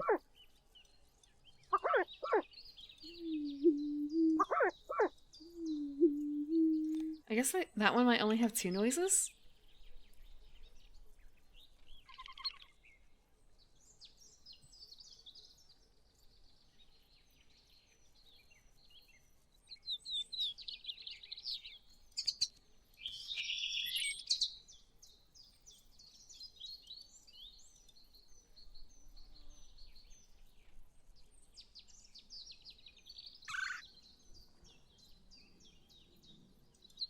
Sorry, I'm trying to take a card from your hands. It's more of a why am I choosing? What did I do? Okay, I took the card. I draw a card. Okay, so I could actually draw the bronzed cowbird.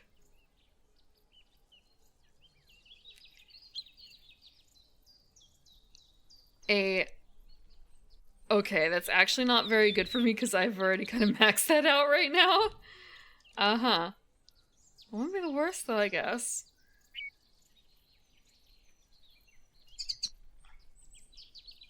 We're gonna do it. Even if I just trash it later. I won that, but at what cost? I'm not gonna have to lay eggs for an entire season.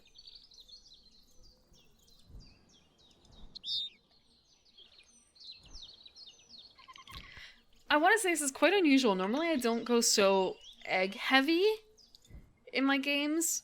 I don't usually have the opportunity to, so I've not really had too many opportunities before with the egg area maxed out.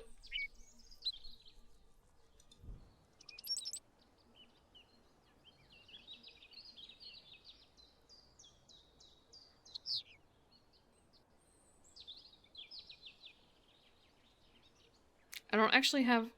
Oh, I guess this is a bigger problem. I don't really have a whole lot of food.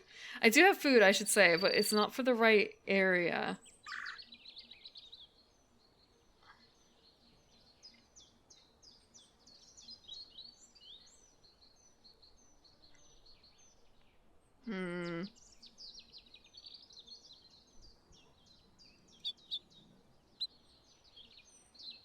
I could do this to get more wheat. Everyone wants wheat. Or rather, to make it a bit more worthwhile when I do have to go get wheat.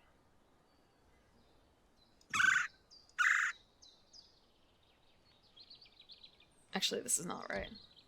What I'm going to do is I'm going to trash an egg from here. Because that's one of the few areas that I can actually add eggs onto. Hello, Hasu. Thank you for the raid. Well, what are you up to today? For those who don't know me, I am the Evening Primrose, and today we are making bird noises. There's a lot of bird noises going on. Risk of Rain 2. I hope you were having fun. Is that... Wait, no, I'm thinking of Alan Wake. I don't actually know what Risk of Rain 2 is about. Wait. Is Risk of Rain the first one about a man looking for his son? Oh, nope, never mind. I think that's still Alan Wake. I'm sorry. I'm not super good with video games. I think I am mixing up with Heavy Rain. Okay, okay. So what is Risk of Rain like? But if you do have to go, I know it's late for a lot of people. If you need to get off, don't let me keep you. Thank you again for the rain. Welcome, Raiders. I'm playing a card game. It's a board game with a digital implementation where we are creating a habitat for birds, and I am making an egg factory. Except it's kind of a covert egg factory because these are not real birds. When other people lay eggs, I have birds that will also lay eggs in other people's nests. It's an automated bird factory. Oh, happy 2 years. Happy late birthday as well.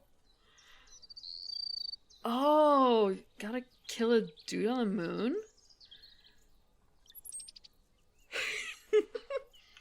An egg in the nest is worth 1 point in the ends. That's about it. Everything is worth a point. You got a food there? That's a point. You got a card there? That's a point. You got an egg? That's a point. Yeah.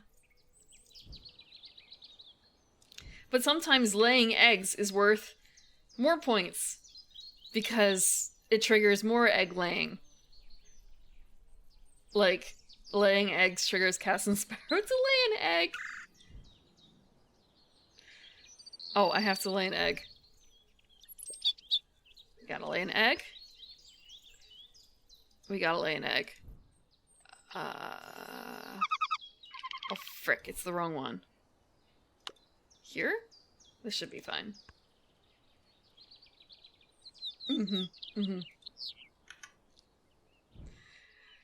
So, yes. It's a very pretty game. There's a huge amount of birds. Okay, this background is a special background for tie into another game that they have that's about cats and quilting. But yeah, all the birds. Bird noises. I'm sorry I don't have like the most crazy bird noises. Oh, wait. Actually, there was someone who had something. Oh, let's hear a wood. I kept hearing a woodpecker on my trip. Oh, he's only actually making his call and not doing like the woodpecking noises. I thought he might make woodpecking noises.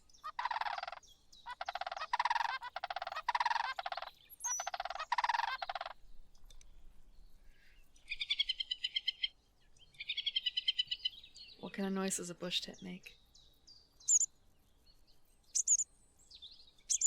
Very gentle.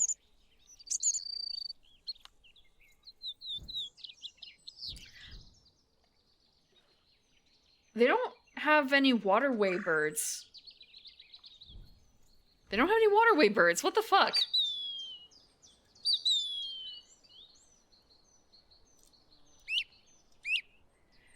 When we play with a different expansion, you might actually get to hear penguin noises.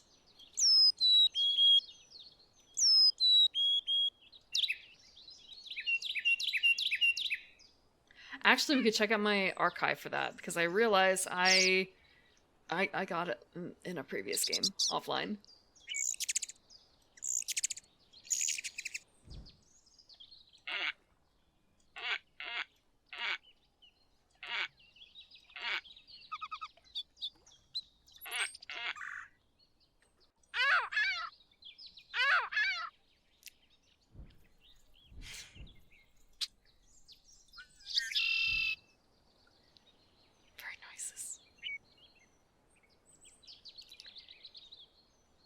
The whistling duck does not really whistle, though. Like, listening to this, this was not a whistle.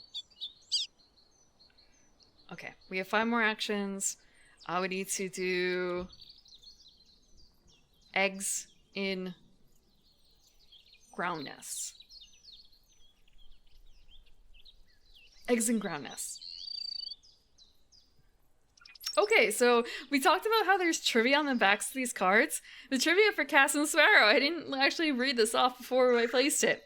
Ornithologist John Casson died from years of handling arsenic-preserved birds. What a fun trivia fact.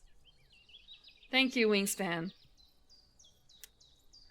Is that how they used... That must be how they used to preserve birds? With arsenic? Just... Is that like an... I wonder if that was an 1800s to, I guess, early 1900s way of handling birds? How does that work?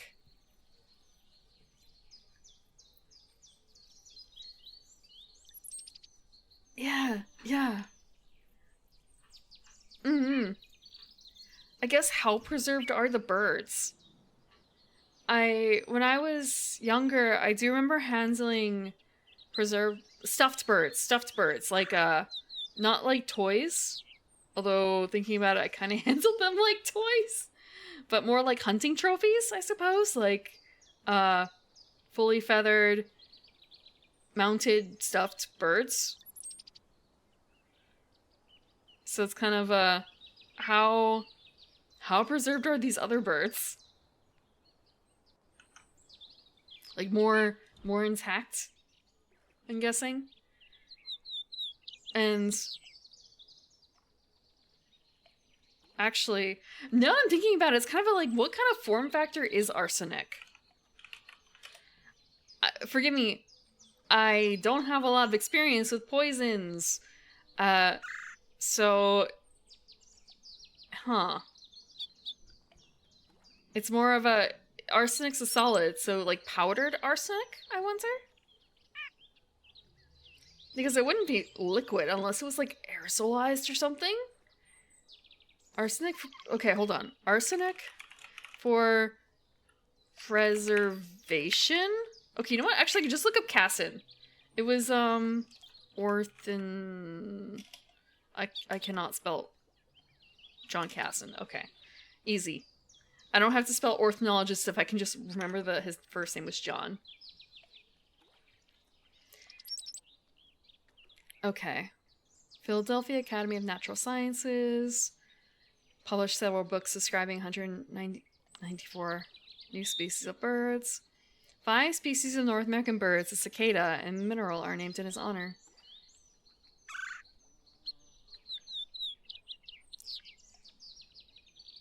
Huh. So he's got the Casson's auklet, the Casson's kingbird, the Casson's vireo, Casson's sparrow, and Casson's finch.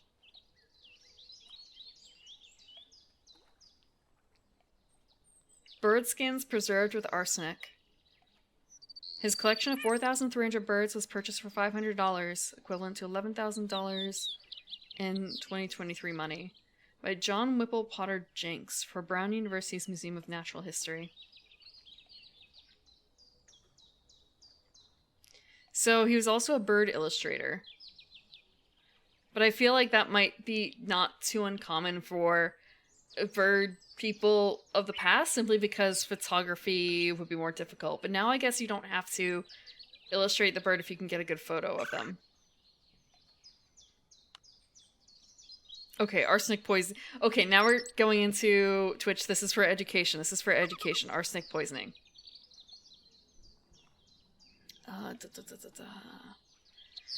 Is there... No...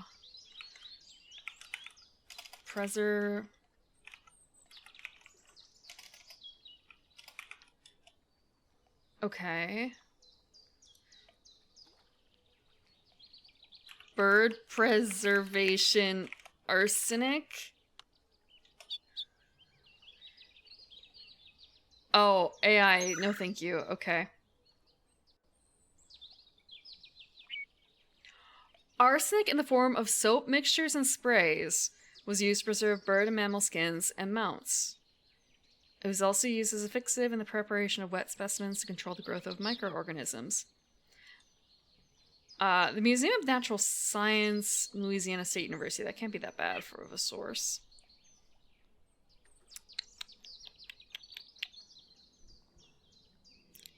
Oh.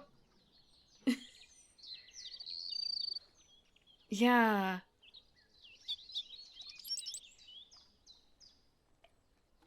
As late into the second half of the 20th century, was used on birds at the Smithsonian until the early 1970s.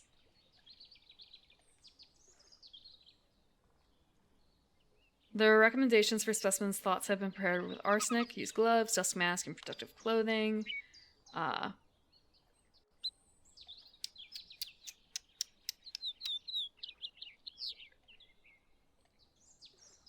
Yeah. Both taxidermy mounts and study skins be treated with arsenic as a preservative against insect pests. Ooh, okay. Dusting or painting of the inside skin of the specimen with arsenic powder.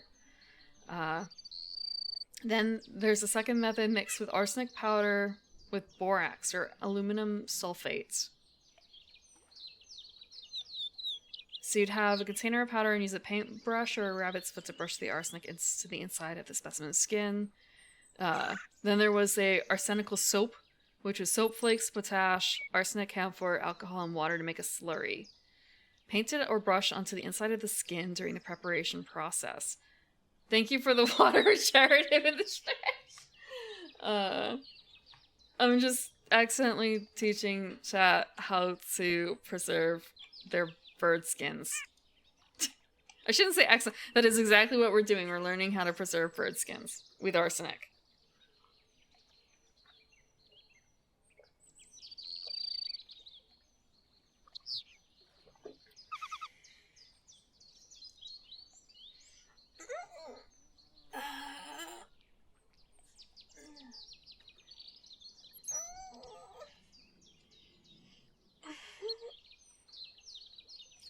Okay. Let me see if we can get some creaks. Okay, that seems like it's it for the cracks.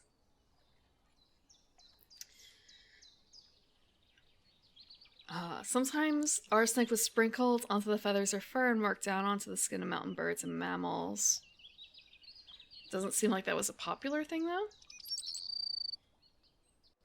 So yeah, arsenic soap. Arsenic soap. That was the way. One of the fun facts here was about an ornithologist who died from arsenic poisoning from handling preserved birds. So it was kind of a... Was it really... Yeah. Taxidermy. Kind of a... Well, maybe... Okay, now I have to back up because it's kind of a question of where does bird preservation start and taxidermy end? Like, I guess for taxidermy, okay. For the purpose of display or study, I guess it's kind of a case of, was he doing it for taxidermy purposes exactly, or is it something else? Because I don't know how, like,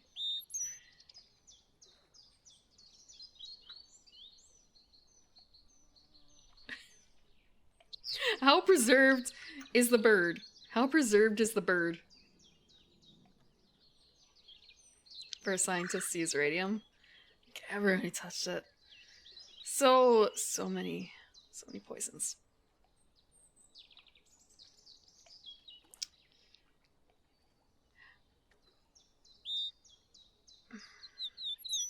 When it comes to that, though, it might be, okay, like, using versus discovering. I'm thinking more like the ladies who... Was it radium? With the clock markings? The women who were told to lick the brushes because it was quicker. the brushes that were coated in, coated in radioactive material to get a fine point.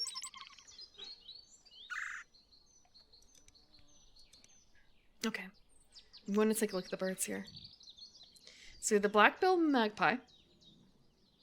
When another player's predatory action succeeds, gain 1 food from the bird feeder. Gain like 1 die of food from the bird feeder. The brant.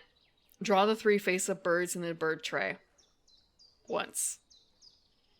On the white-throated swift, tuck a card from your hand behind this bird. If you do, lay 1 egg on the card. 5,300 kilometers in 54 hours.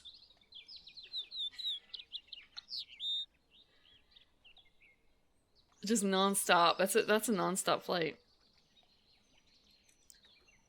Here we have a star. This is a star bird, the black-billed magpie. I wouldn't consider it. Bird preserves or bird jam. What does marmalade count as? I think that's a preserve. Yeah. So preserves. I prefer preserves. I really like marmalade. But I don't know. Like, okay, jam versus jelly too. Like, what's the difference between a jam and a jelly? Is there one? Preserves. Also, I guess, if you're actually talking about bird preserves, there's gotta be bird preserves. Because, like, bird jam, now you're just talking about, like, gravy, aren't you, basically? Or, like, jello. Bird bone broth jello. I feel like there's a bunch of books from the 60s and 70s that are all about making things with jello, with gelatin. There's gotta be something that you might consider bird jam in there. In fact, actually, I'm thinking, I think I have a bread maker, and it makes jam or jelly. I don't remember which. One of the two. And it's kind of a, could you theoretically make bird jam? I think you could. I would need to get a pigeon first. I'm more likely to find a Cornish hen. Or a duck. Or I could do goose, but Vegemite? I don't know if Vegemite works. I don't know what a Vegemite is made out of. Bird nest soup. I don't really know if that really fits the bill. Bird nest soup is made out of the spit, right? It might have this right consistency, but I feel like it might not fit the appropriateness of it. I want to use bones. I want to be a bone grinder. Pun? What pun? What is the difference between a jam, a jelly, and a preserve? Okay, jelly is made with strained fruit juice. There are no pieces of fruit in jelly. Okay. Jam is made with mashed fruit. Preserves would have whole fruit or large piece of fruit. So, if we were to make this into bird jelly. So, it needs to have strained bird juice. So, I would take that to be like, you know what, bone broth. That would probably be a good comparison. Without dealing with getting bits of other bird in there. Yes, it does.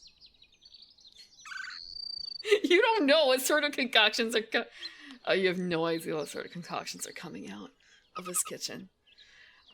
Oh, that reminds me. Okay. So when I went to go see the eclipse, I went shopping. And I came back with a couple pounds, maybe, of cheese. And also a couple packs of cider. And also a weird drink that I have been told I've been told.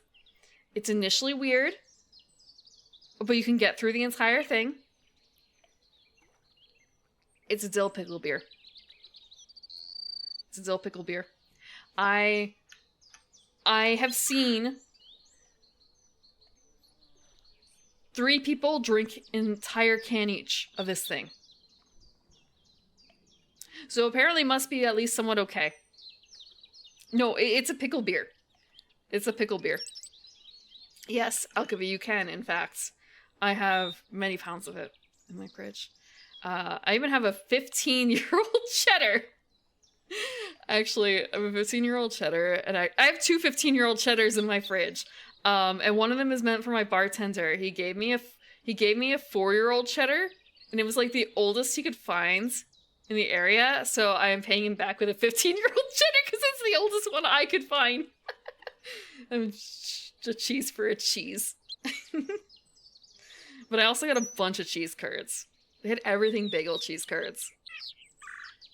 There's not a whole lot left of those. And they had a couple.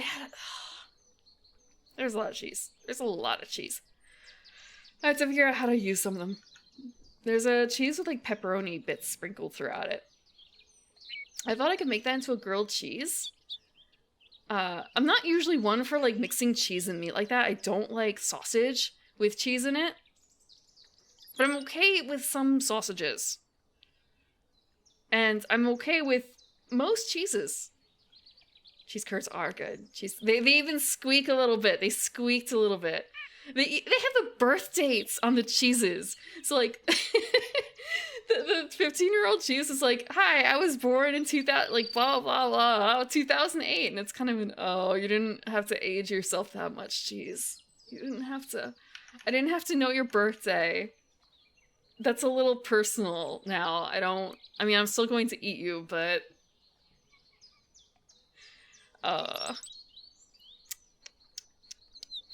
yeah. So I have regular cheese curds, I have everything bagel cheese curds, and I also have, I think 2 or 3 other cheese curd types. One of them is like taco cheese curds. Taco seasoned cheese curds. I may have went a little overboard with the cheeses. Just a little bit. But I also have to figure out what to drink that pickle beer with. Like, it's a punishment drink, isn't it? It's a punishment drink. What is the appropriate time to do something like that? Posture check? It's...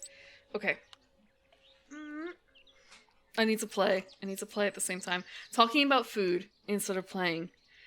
Debating food. Okay. I'm never gonna get through this game.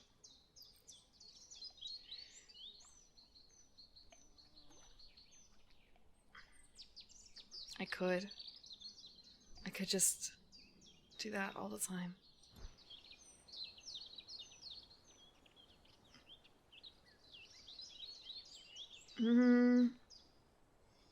I have 5 here. Oh, I don't have the food. Oh, that's my problem. I don't have food. I just need 2 food. I won't have enough food of the right type. I won't have a bug. I could do...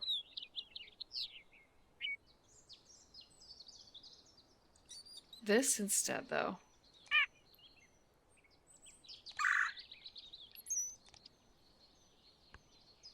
We're gonna overpay. I'm fine. Snack on food while playing? No! No, I don't really eat on stream. I try not to eat on stream. Back is fixed now. Back is fixed now. Oh, I don't have any slots. Frick. Okay.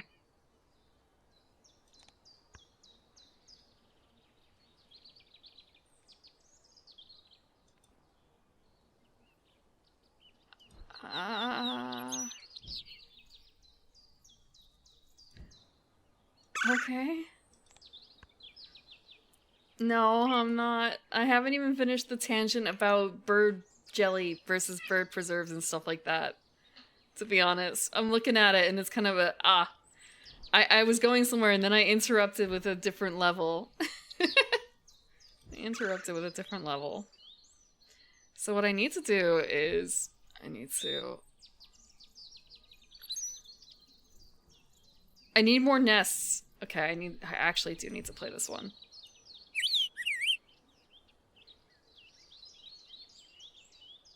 This is all we got. But it gives us a little bit more.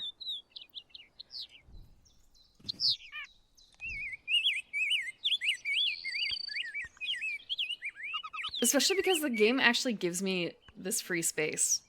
Okay, so jelly. So like, think about gelatin. Like, actual gelatin would be equivalent to jelly. So like, bird broth gelatin. Jam has mashed fruit. So what would be the equivalent of mashed fruit? Would it be... Would you consider...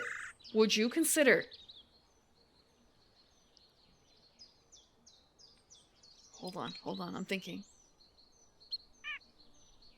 Eggs. Is eggs not bird enough? Could you make a jelly with eggs? Otherwise, we'll be going into a case of like a bone. Imagine you make something in the slow cooker, like you shred some chicken thighs, and it's still got all the like jelly bits in it after, like it congeals afterwards when you're done with it when it's cold, with shredded chicken meat in there. Would that be bird jam? Is that bird jam?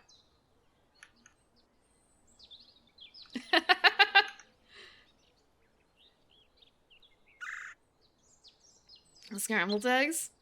I'm thinking with more...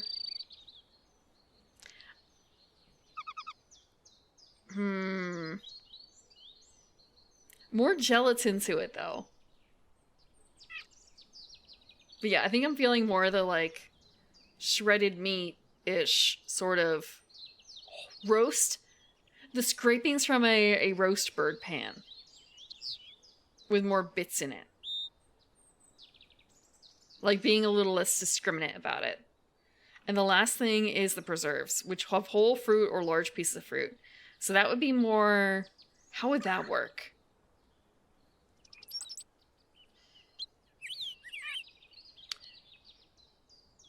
Have you guys ever had a whole chicken from a can? Would you consider that a preserve? I've never had a whole chicken from a can, but I've heard that is a thing. Yes, it is a thing. Cans whole chicken. I'm gonna grab a photo.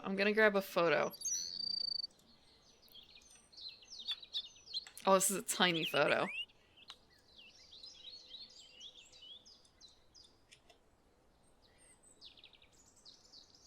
Whole cans chicken. This is chicken preserves. This is chicken preserves. It's just a little heavier on the chicken part than the preserves part.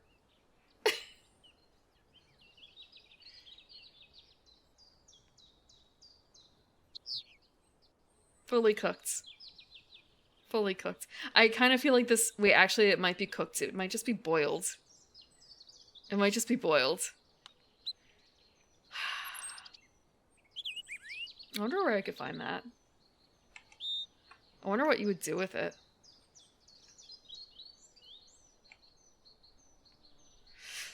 What would you do?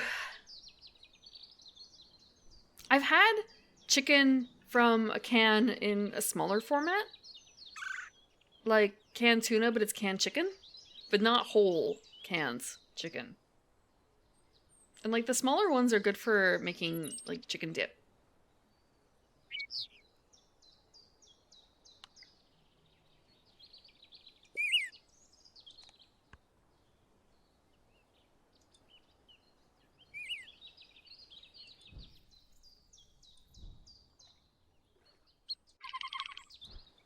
Okay, I can't put an egg there. I can't put an egg here.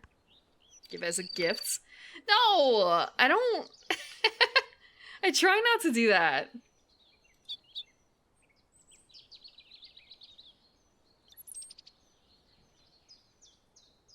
Although...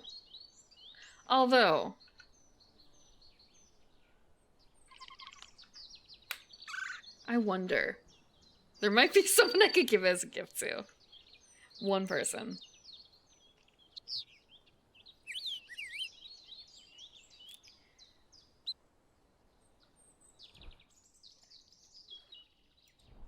Someone who likes a challenge when cooking. Okay. What to do now? We don't have any food. We don't have any food. I could get rid of a card. I could get rid of the black-bellied whistling duck for this. I like the concept of this, but I'm running out of egg spots. I don't... We need food anyway. We just do wheat. Actually, no. We do wheat.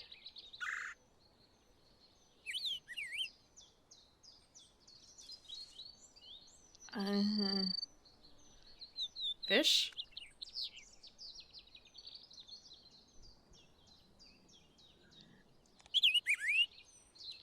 We're gonna grab a wheat. We're gonna reroll. There's a wheat. Excellent. That gained us a lot of food. Buy it and use a punishment? Why do I deserve to be punished? What have I done that's wrong? If you say killed my back, that's a me problem. And I'm fixing it right now. If you said for fun, then it's kind of a maybe. If I can actually find one. I mean, I do, man, some of the things I look at, it's kind of a, this could be interesting. A novel experience. Canned chicken definitely falls into that range.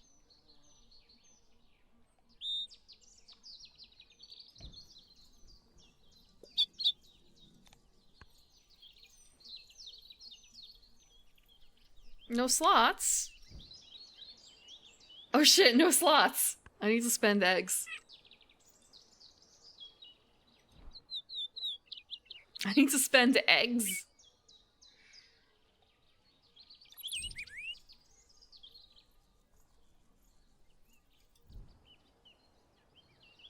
I guess the problem was I didn't have any birds. Discard a wheat.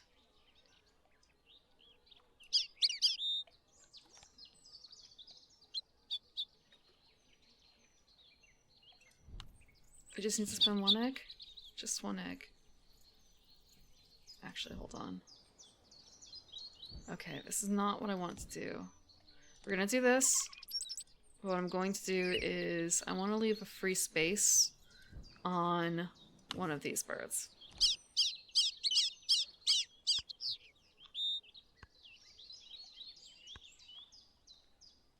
All I have left is the bronze cowbird. I can't play it. I could just lay eggs. Oh, but no one did any action that let me do the things.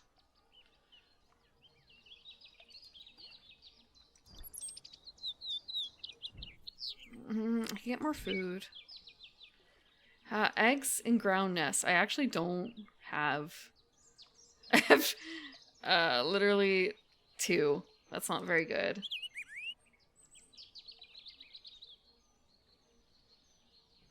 They've got 5. This one has 4, 5. This one has 6. The way I'm counting is I'm counting everyone that has a star and plus the ones that have that symbol. So for me, myself, I have 2. And I have a maximum of 4. So if I don't get first, it's not really worth playing. I'd rather focus on something else. And I realize I actually don't have anything with this I don't have any sticky birds. I don't have any birds like the pie-billed grebe here, where they have the sticky nest. I don't know how to describe it. Like in the oh wait. Actually, you know what? I do in fact have the book. Give me a second. I have the book. Did I get rid of the button? I got rid of my button to quickly move to the browser. Okay. I instead did a different... I chose a different button. Where did I put it? Wait. Okay. This may work, this may not work. Okay. Oh, this is the Oceania rulebook. Oh, yeah. Okay.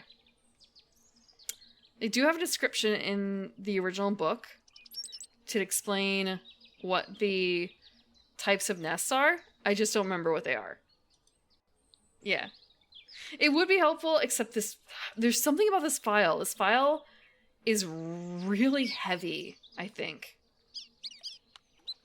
Like, it takes a surprising amount of time to scroll up and down, and it took forever to load. I honestly thought that there was an issue with it. Like, it shouldn't not have loaded that slowly. Let me see.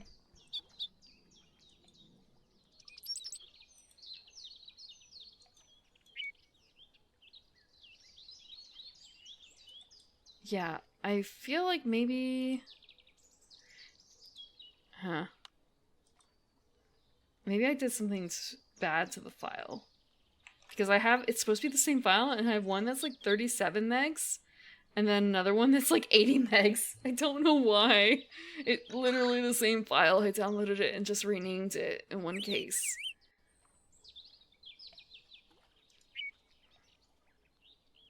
Yeah, it's like 6 pages and like 80 megs, and it's kind of like, does it really have to be that big? For that size? Why is it loading so slow? Okay. The American Oyster Catcher. Oh, this one's a lot of text. Draw cards equal to the number of players plus 1. Starting with you and proceeding clockwise, each player selects one of those cards and places it in their hands. You keep the extra card. That's neat. I don't know if I want to do that, though. Black-billed magpie. When other players yeah, we did that. And a pie-billed grebe. Draw 2 cards. If you do, discard 1 card from your hand at the end of your turn.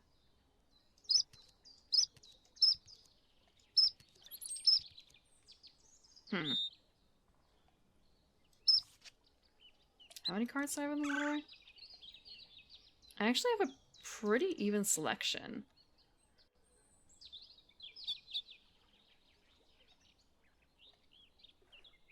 I think... Oh, I haven't even actually been keeping track of my birds that eat... My birds that eat grain. How many birds? 8 plus birds. 1, 2, 3, 4, 5, 6. I have 8 birds. That's only 7 points, though. It's only 7 points. Okay.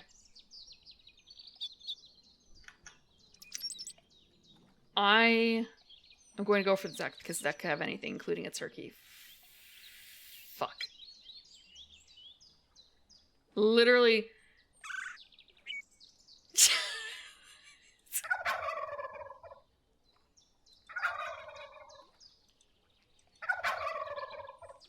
That's turkey. Okay. I am going to draw from the deck again. Thank you. Thank you, Seagull, for that helpful tip. Forster's turn. I was about to say Foster's turn. Forster's turn. Draw 1 card. If you do, discard 1 card from your hand at the end of your turn. I could spend an egg. I think I will.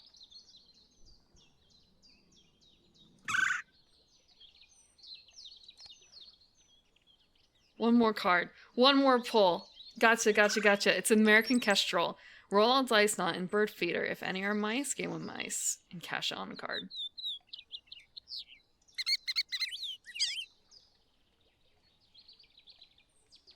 Discard a wheat? Yes. Everyone draws a card. A box is swift. It doesn't look real. This bird does not look real. Tuck a card from your hand behind this bird. If you do, gain 1 bug from the supply. This date looks so fake. This can't... Hold on, box is swift. It can't look like that, can it? This is artistic liberty. Okay. I'm going to show you the very first photo of this bird that I found. Oh, come on. Give me the photo. I found the photo, and then...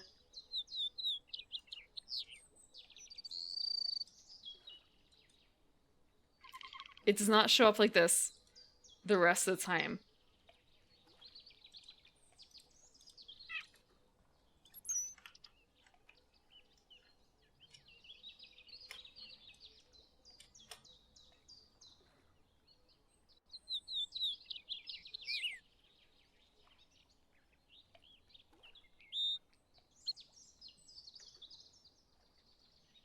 This is not a real creature.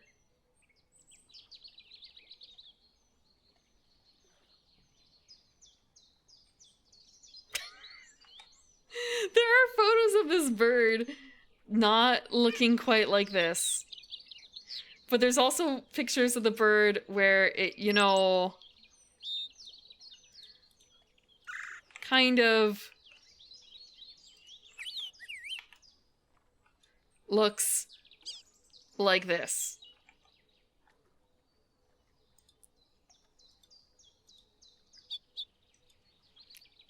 It looks kind of fake. There's like nothing under there.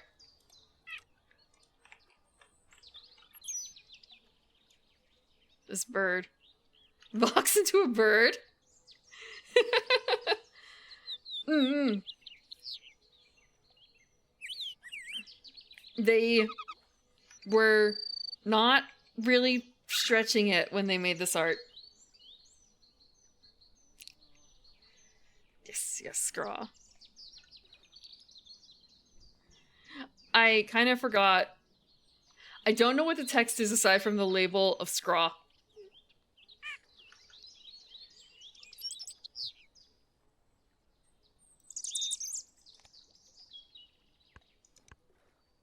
And we don't have anything left for this season. I don't think we're winning that one. That's fine. That's fine.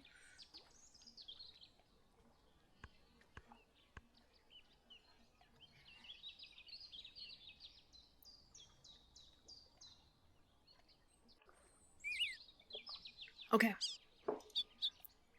We have cowbird action.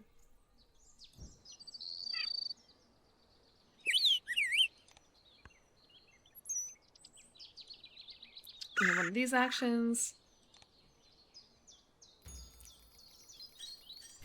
Yeah, I have nothing. No real points for that.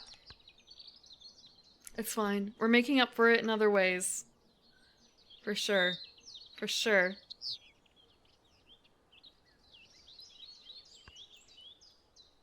Cat. It worked! It did the layering correctly and everything. He's been very cuddly. He's been very cuddly. Although there was a storm since I came home, and he was sleeping with me, but the storm woke him up, and then he ran out crying out of the room, and I had to persuade him to come back to bed.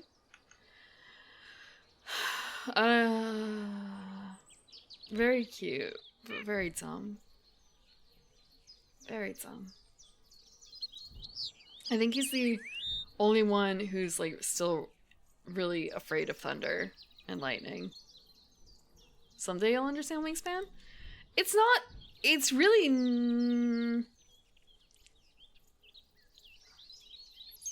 It's not terrible.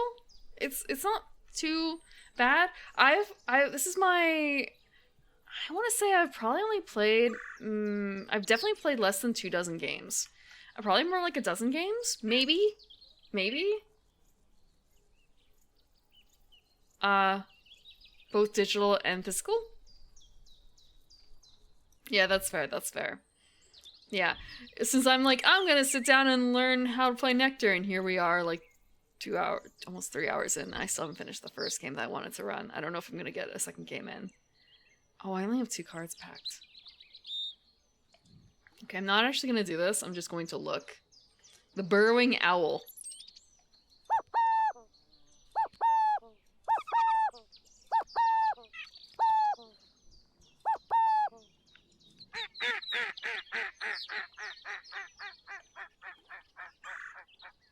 That's a really long duck noise.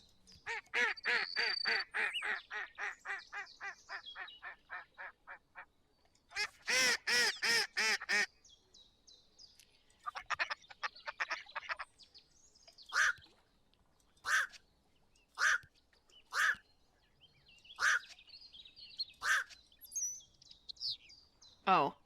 I was gonna say, that kind of sounds familiar. But now I'm kind of wondering, maybe I'm just thinking of... It sounds a bit like a crow, but cut off. Night herons eat carrion and eggs, in addition to fish, rodents, and invertebrate. Mallards are among the most abundant ducks in the world. Burrowing owls often use old prairie dog burrows for their underground nests.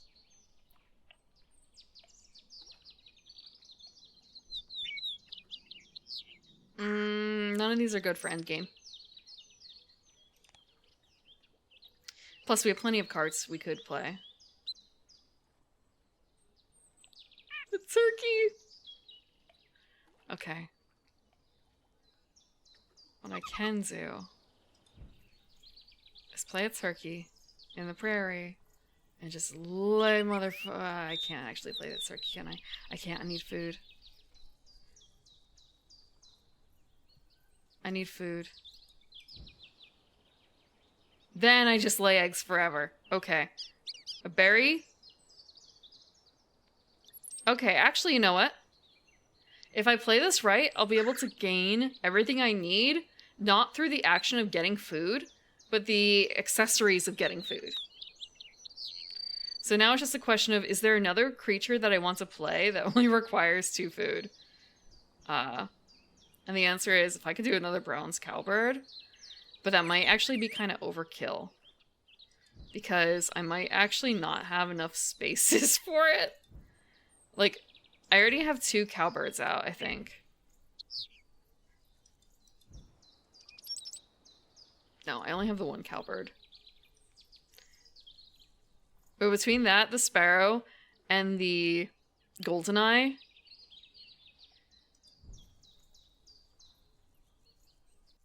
I don't have enough nests of that type.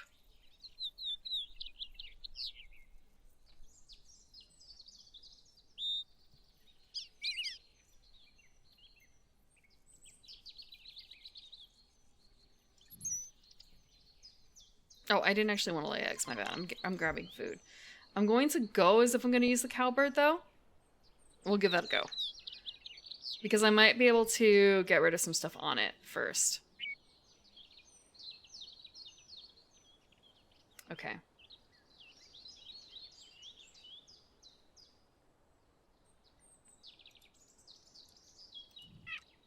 Can we get a bug? And if I go with this, I can get a fish. I could toss a card to get more food. I'm not going to use the kestrel.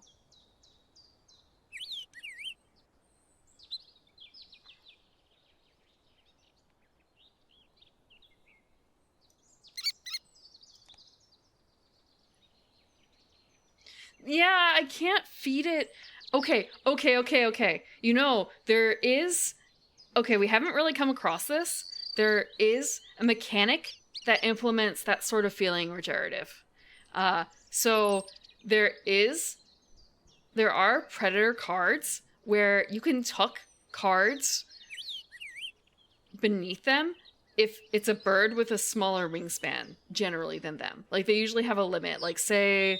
a vulture might have a limit of, like, flip over a top card from the deck. If it's a bird with a wingspan less than 102 centimeters, tuck it under the vulture. That's a point. Something like that. I'm bullshitting the numbers and whether or not it's a vulture, but that is a mechanic that exists in the game. We just haven't come across that, and I haven't implemented that because it's chancy. It's chancy. And also, it really just hasn't come up in my play. If I take the mouse... Actually, no, I need a berry. I don't need a berry. Okay, we're gonna do this because then we're gonna get this.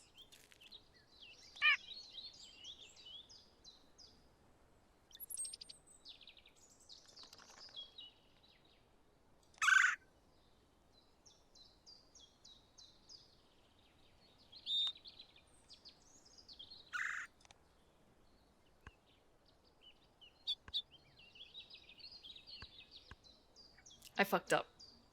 I'm short. I am short a wild turkey food. I can make up for it. I can make up for it.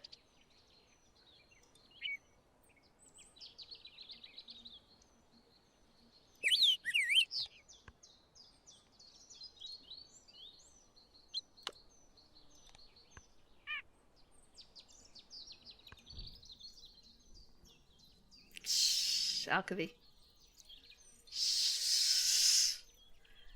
Nearly 5'5" is not that short. Okay. I don't have enough. I don't actually have enough nests. Wait. I do, I just haven't been able to do it on... Okay. That's fine. It's way more fine than I thought it would be, honestly. So...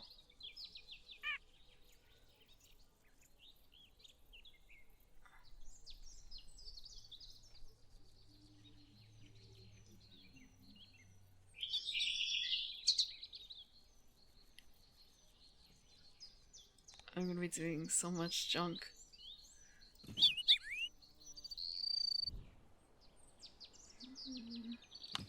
It's fine.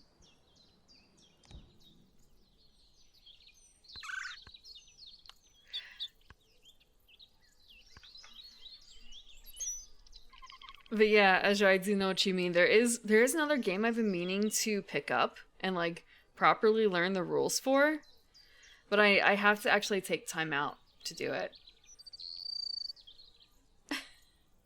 And I'm already taking some time out to learn to try and learn another game as it is. So it's just kind of a I don't know if I can do both at the same time right now. One book at a time.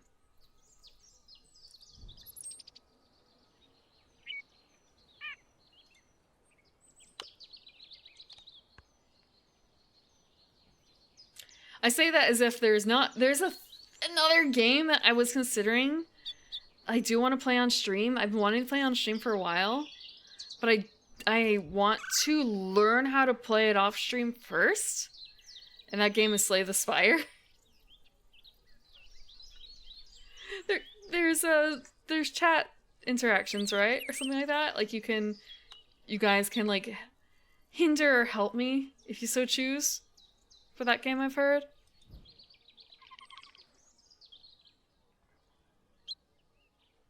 Can I play a turkey?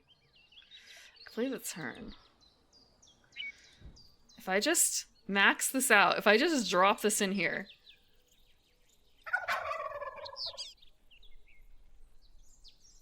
It's eating everything but grain. Okay.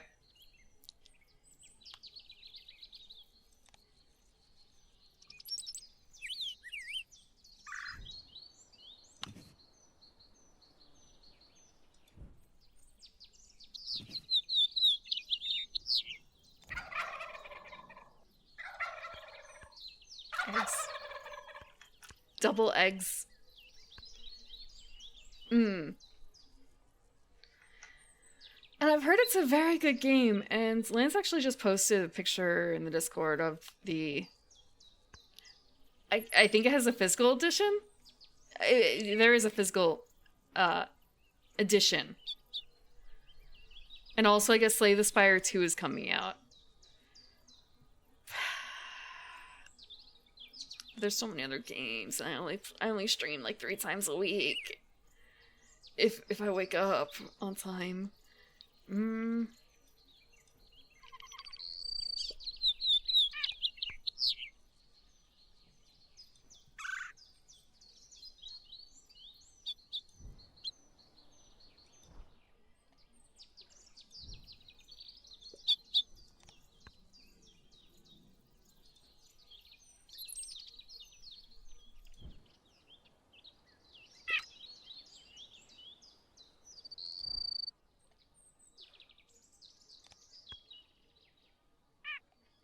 Yeah.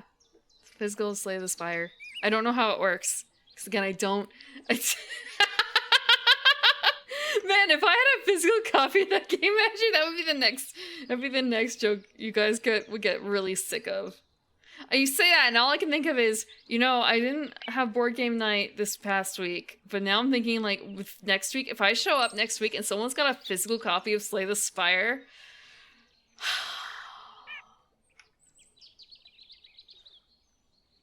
I'd be very tempted to keep that joke going and not learn how to play the physical game. Oh.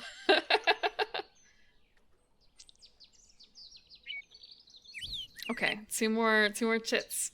I'm just gonna probably lay eggs. I say that, and then it's kind of a, well, I'm gonna hold it. Places there. Okay. I don't think anyone can lay eggs in, like, this kind of area. I don't have any food. What kind of bird to lay an egg?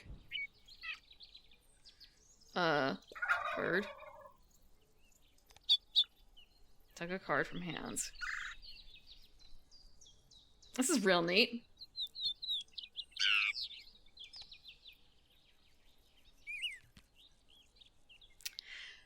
Another lay an egg. Okay.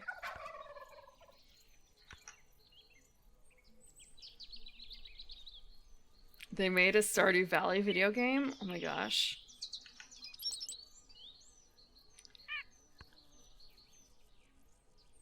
I feel like there's gotta be some other video games.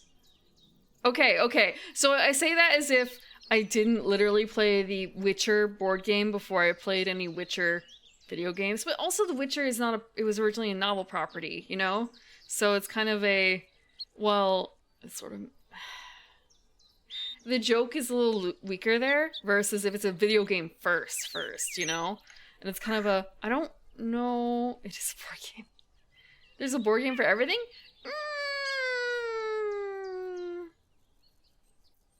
No, not exactly. Although, did you guys hear? Give me a second.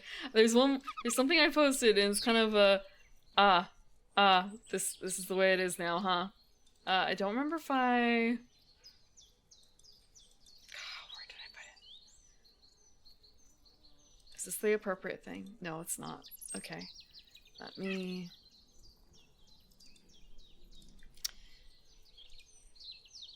I don't know how big this is. We're gonna find out. Did you hear? Oh, this is the old one! No, I want the new one! Okay. Did you guys hear that there's gonna be a new VTuber TCG coming out? There's a HoloLive specific VTuber TCG in September. So we have HoloLive, or we have Vice Schwartz, which includes HoloLive. It's a multi-IP anime game, VM whatever game. So it includes VTubers, but it's not VTuber specific. I'm still counting it though, for this purpose. Because originally that was the only way you could play HoloLive card game. Then there's Oshipush. Well, actually, then there's Rift Runners. Rift Runners was, I think, probably the second, technically, ish. There's Rift Runners, which is kind of a Yu-Gi-Oh-esque one.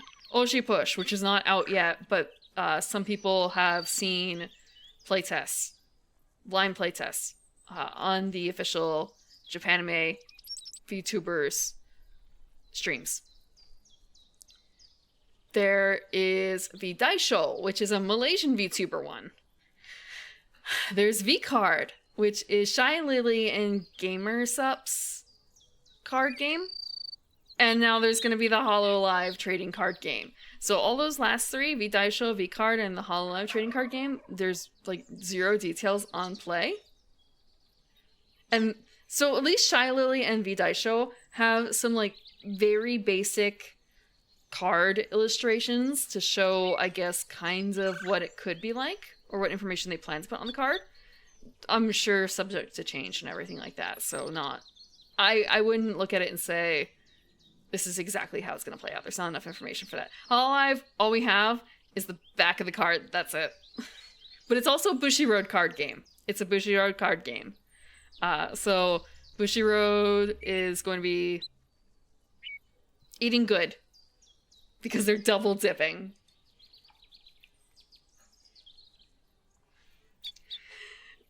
Yeah, I don't think so. I don't think so.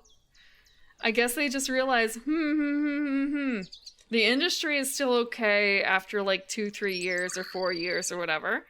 Time to see if we can wring out the money with a TCG.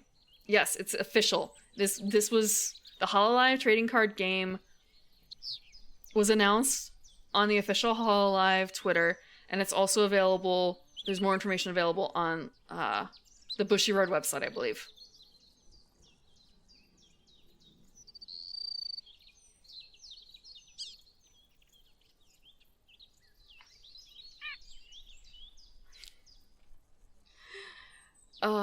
But I know there is a Japanime Discord where they do have more discussions about that card game. That's the one that has Phase Connect attached to it. And they are actually soliciting opinions, I guess, from people about like some things they were talking about today, tokens and like materials for tokens, or like how to count stuff. If you are someone who likes, I guess, trading card games or are very interested in Oshi Push, I would suggest joining their Discord to hear the latest information and also maybe have some influence over it. And also, I believe they are going to be doing a Kickstarter at the beginning of May, so in less than a month. Although publishing date, who knows? Who knows? Actually, I say who knows. They did pre-publish, so like there's a way to see like the current state of the Kickstarter without it actually being up. Like, you can't give money to it. I wonder if they have on there what their like intended publishing date is. Yes, that is the one I talked about in the Discord. I did provide a link to the card of the VTuber, which has a link to the Japanime Discord. Because I didn't want to like create an invite link, because that might be kind of weird. Like people, I don't know. I feel like clicking directly on an invite link from someone, even though I know you guys may trust me, it still feels kind of weird. So I'd rather send you guys to like an official Japanime website that has the link. I tried looking on their Patreon. I tried looking on their Twitter roughly, and a couple other places, like on their actual website. Where's your Discord link, please? Please. Let me send people to you easily.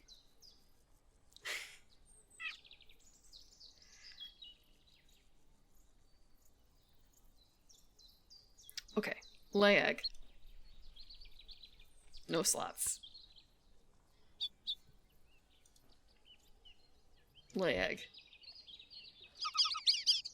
Oh, no slots. Fuck. Lay egg? Lay egg. I don't know about that, Asher.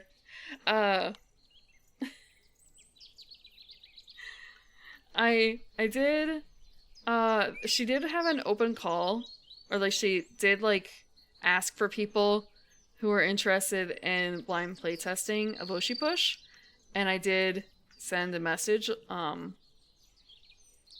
but I think she got a lot of responses, so she's still working through things, and also, I mean, they are planning on having it in May, like starting up, so I feel like it may have passed. but it's fine. I kind of am not certain if I qualify for a blind test anyway. Okay, one last thing. We're gonna spam eggs.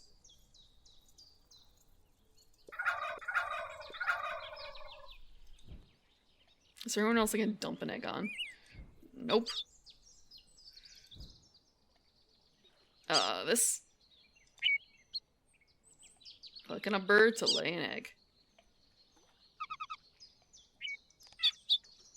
Take a card from hands. Choose a card.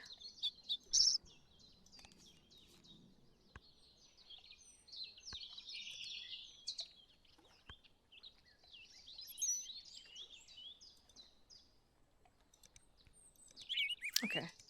I was, actually, we're gonna skip. Skip.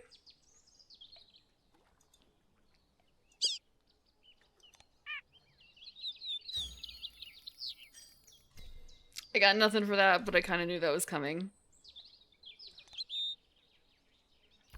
And that is the end. And how did I stack up with my egg machine?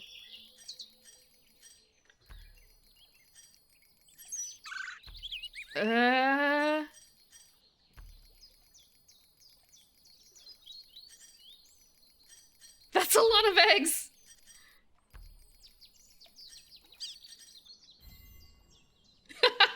The egg machine works! The egg machine works! How do I like my eggs for breakfast?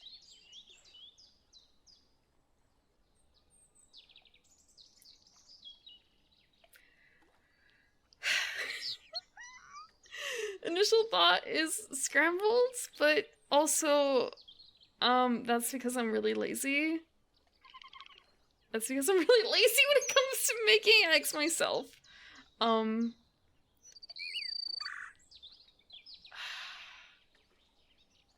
Over easy? Over easy. Because like, just doing sunny side up, I don't know. I'm not very good at making that. So I guess over easy instead. So, like, it's still gooey on the inside and you can dip toast into it. Dip the little soldiers. Not in quiche.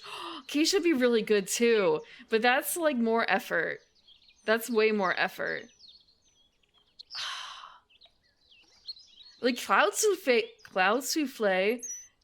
would also be like top, but I'm not making that for breakfast. If I'm going out somewhere to get eggs, like if I'm going to a place that does avocado toast or whatever, then actually they probably aren't going to have quiche either. Fuck.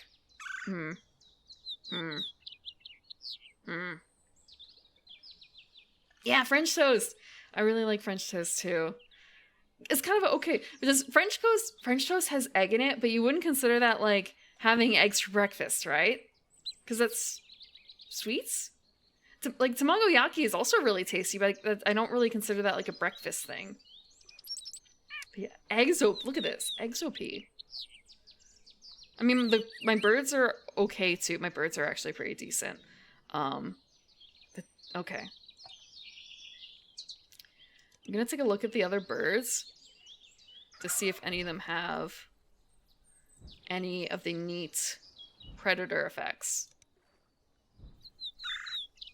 Yes, okay, so the Northern Harrier has 6 birds behind it. Look at a bird from the deck. If it's less than 75 centimeters, tuck it behind this bird. If not, discard it. That's a predator action.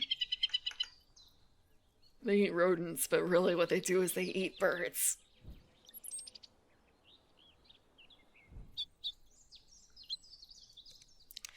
And that, I don't want to say that's why it's called Wingspan, but like the wingspan of the bird does have an effect of the card, or have an effect in the game. Speaking of which, there is another game that just came out in physical form a couple weeks ago that is based on this, and it is Wormspan. It's the dragon Wingspan.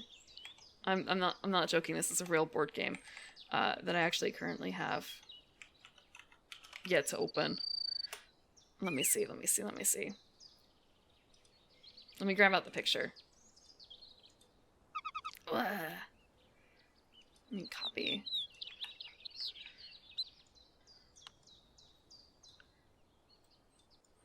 This is fine enough.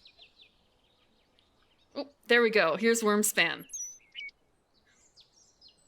I don't know how technically different it is compared to the other one. Like, compared to Wingspan. I'll have to check. But also, there's a solo version. There's a solo play version. So I guess I'll have to pop that out and see how it plays. Like, it's become more, I don't want to say fashionable, but I feel like there are a lot more games that have, I still stumble over this. Automata? Clockwork. They basically have Clockwork, enemies free to play against. That's becoming more common. Or some other way to play solo. Like Stardew Valley can be played solo. I've done that on stream. Root has it too. But I wasn't really expecting Wingspan to have it. You'd love Wingspan even if it was a worm? Yeah, I guess that's true considering I have now bought Wingspan even when it's a worm. I'm not dating dragons in this game. Also, I don't own the dragon dating game. That was actually something that I played with someone. Someone else had the copy, okay? Also, I don't know if you can actually really... Wait, no, you can buy it. I know someone got it for... Tiefling Melissa had it on her throne or something, and someone bought it for her. So you can still buy it, but the publisher I don't think makes it anymore, because I couldn't find it on their website. Yeah, there's a Dating Dragons game. Cinder. I played it on stream I played it on stream around February. Sometime in February, because it's a dating game. I have to wonder if they kind of got... Like, they couldn't have gotten, like, slapped for the name, could they? Let me grab up a picture of it. Yeah. Remove the E. Remove the E.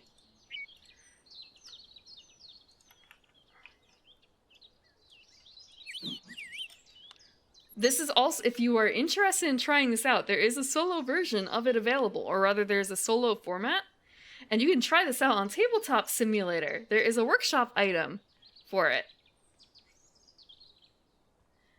Yeah, it's Tinder, except for dragons. You're literally playing a humanoid who wants to date dragons, and you have to swipe left or right. You have to swipe left and or right to select a dragon to take out on a date. No, but regenerative, the dragons are kind of hot, though. The dragons are kind of hot. But also sometimes they're kind of cold. It depends on the dragon. Let me see if I can get a photo of a couple friends into the game. Yeah, you could. I initially learned how to play this with like 5 or 6 of us. Something like, actually, I don't know if it supports 6. 5. 4 or 5 then.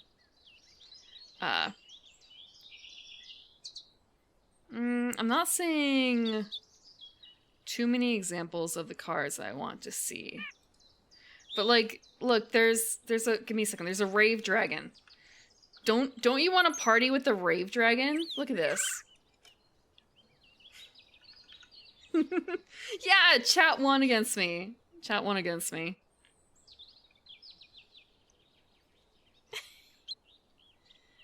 A bunch of them do have good personalities, but some of them were not very good personalities. They were riding on other attributes, very obviously. Very obviously. But yes, if you are interested in seeing the VOD of that, and like a basic... I did explain how to play it beforehand. It is available on my VODs channel somewhere.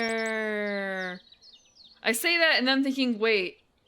Okay, I guess it's not under VOD. I guess it's under this. now I'm wondering, like, wait, did I actually put it up? I'm pretty certain I put it up. I remember playing music that was maybe not allowed on YouTube, so I'm thinking it may... Yeah, give me a second to check. It should have been on YouTube, but there's a chance it wasn't because of the music.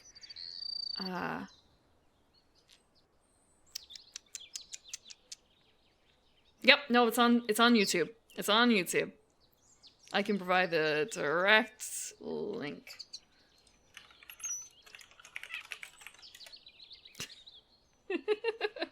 Now I remember because I made the what's the word? The thumbnail and everything. But yeah. It's a really simple game. It's light, it's fluffy. It's a kind of a dice matching game? A dice matching game. Okay. We got through one game. We demolished with eggs. Automated eggs. Huh. This one just... the pattern in the center looks kind of strange. I thought it was a bug.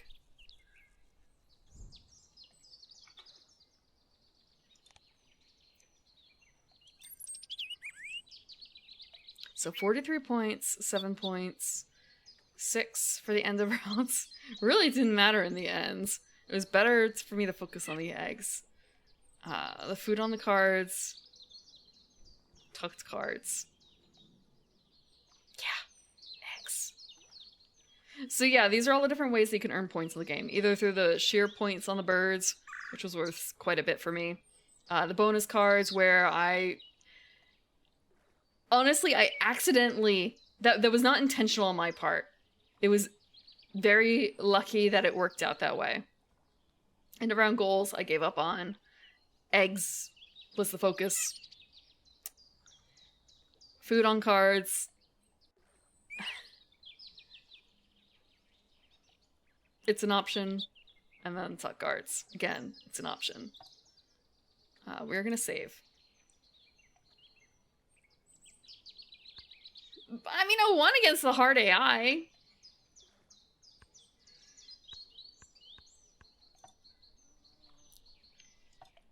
Okay.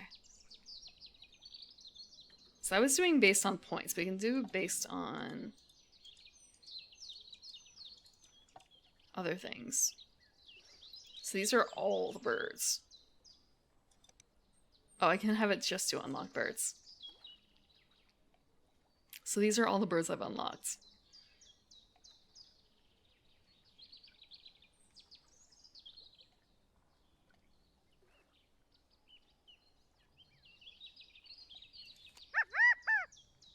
Quail is really good because it has so many egg slots.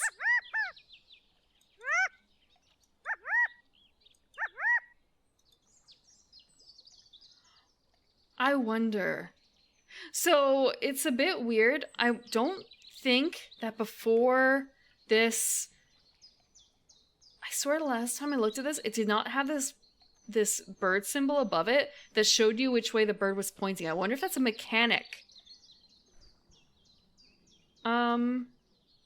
I think that I got really lucky. I think I got really lucky.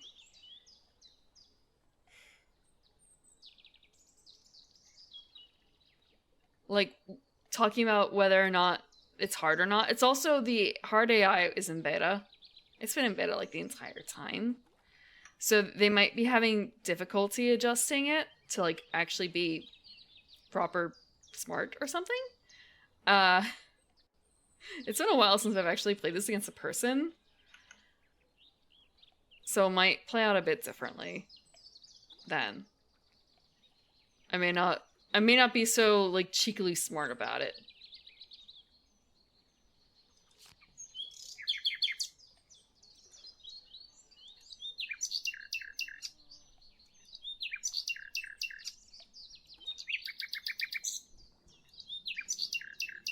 I have to wonder how they did the bird animation, because all I can think of is live 2D.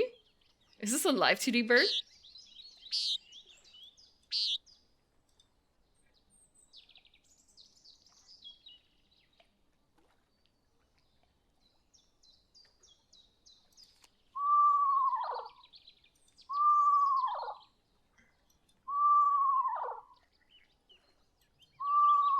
Feels like Flash.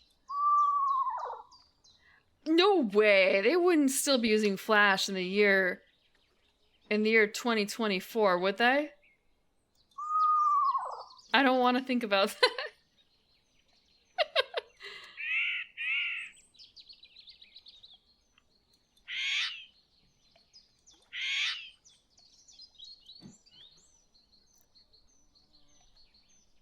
Okay, I've not heard of Toon Boom.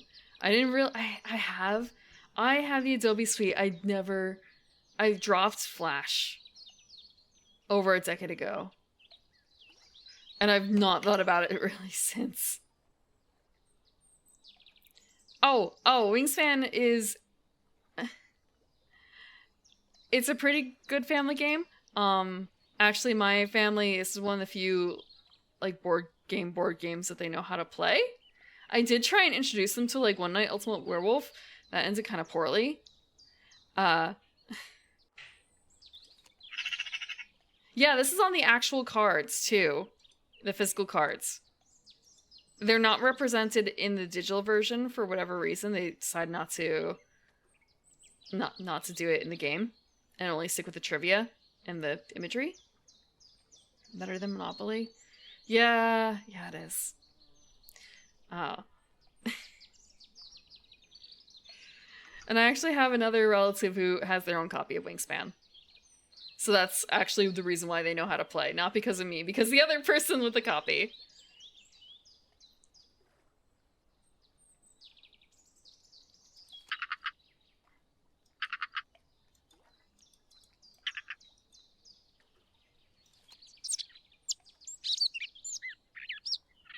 Just rolling it back and forth.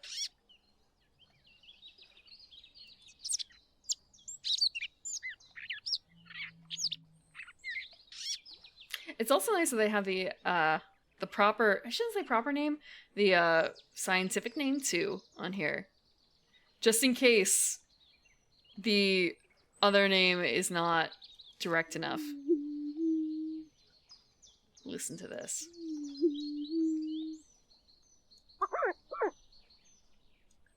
Look at the feathers on it too. I feel like, okay, you know what?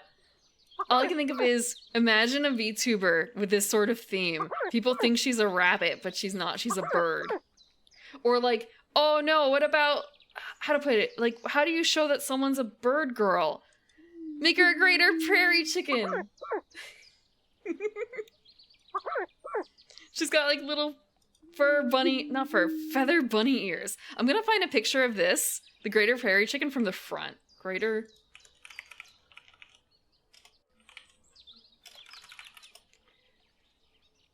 Oh, it's so cute! It's so cute! Hold on.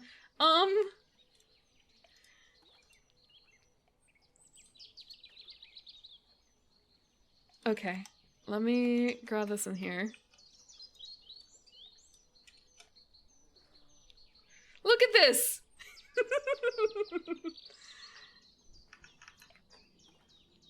I want to say look at this and tell me that it's... If you saw this from the front, would you think those are ears? You would think are rather like fur or feathers. I guess you just have to emphasize the feather effect. Oh, okay. Hold on. Here's another shot.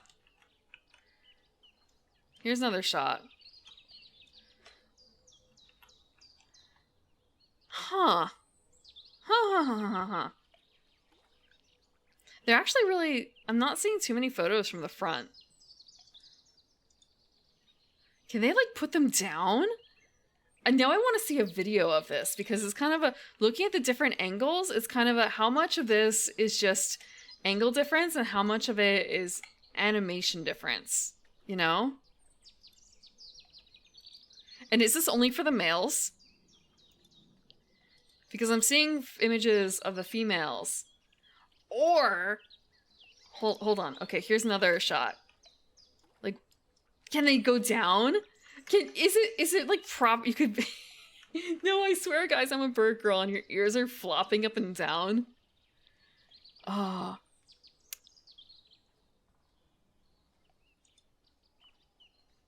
How about this one? This is a New York Times photo.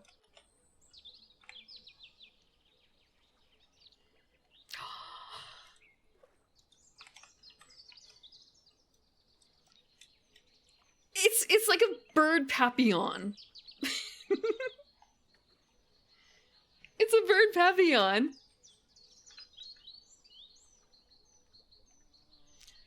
Where is the greater prairie chicken VTuber? Give me the greater prairie chicken VTuber, please.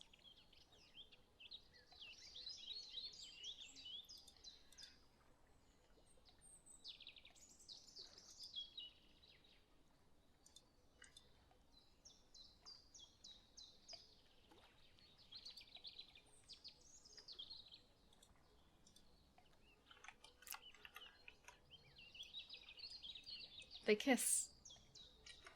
I'm sorry. I probably shouldn't be putting this on stream. They kiss.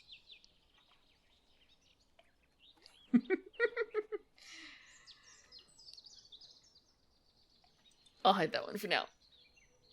Greater sage grouse?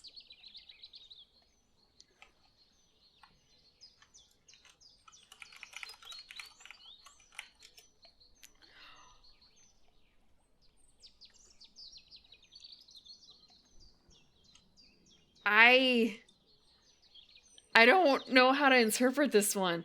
I'm wondering where does this bird live? Okay, first I'm going to show you guys the bird that's bird moz. This.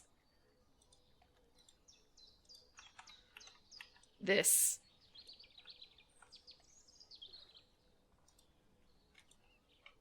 is an unreal bird.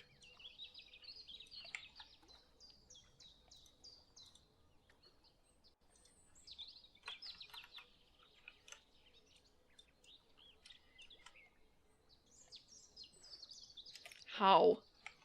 It's also American? I wonder if it's in here. I wonder if... Okay, there's got to be a listing of cards. Wingspan card bird list. Wing search. Okay, there is. Okay. Okay, it does not seem like there's anything with the name grouse. Unless it's under sage. No.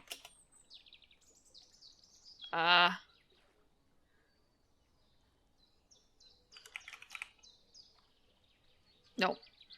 You were asking about a vulture before. They have black, griffin, Indian, and turkey vultures throughout all the expansions. So they don't have the vulture I think that you were asking for. And the site that I'm using for this is Wing Search. If anyone's interested in learning what birds are available in the games. They do not show the art itself, I'm sure, because that would be too infringing. But at least letting you know that whether or not it does exist in the game is possible. Or they don't feel ashamed about doing that.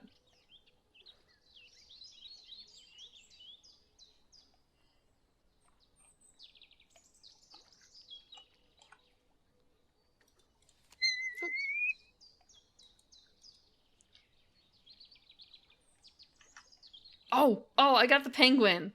Oh, I have to unhide. You want to hear penguin noises?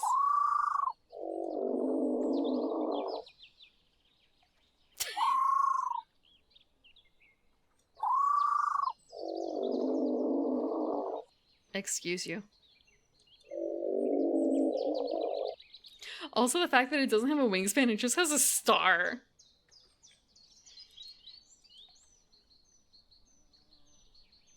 I kind of treat that, I just kind of figured that means it's too big.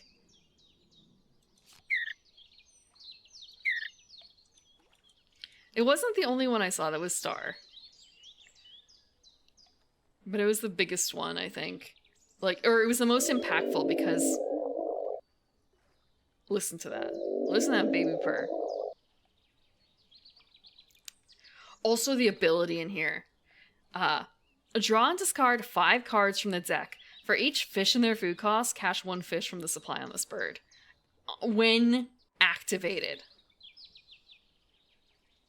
You're milling that deck with this penguin. You're milling that deck. Granted, it's for fish, which is not the most abundant thing on cards. At least it wasn't in the base and European expansion as far as I'm aware. Like maybe it changed with the addition of Oceania. Maybe they have more fish birds.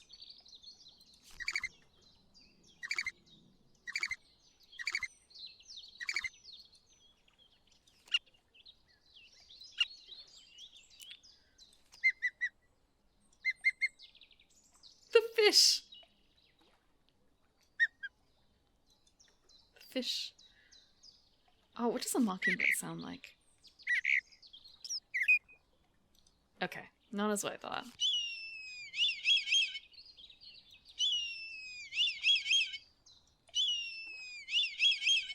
That's almost bald eagle-like, right? I guess it's the, not the kite, but the red-tailed hawk that is the stereotypical bald eagle noise, right? Ah, the animation error right there. I wonder. If this is only in this one space, or if it's in the entire card.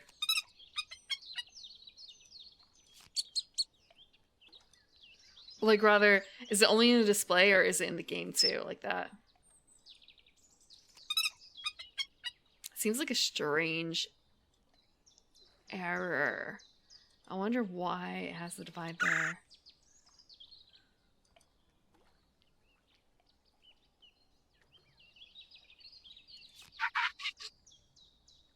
Look at this king.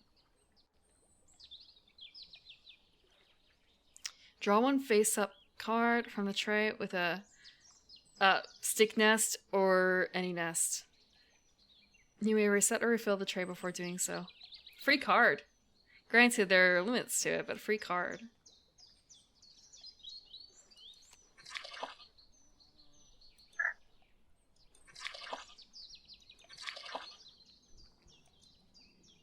Birds are wild.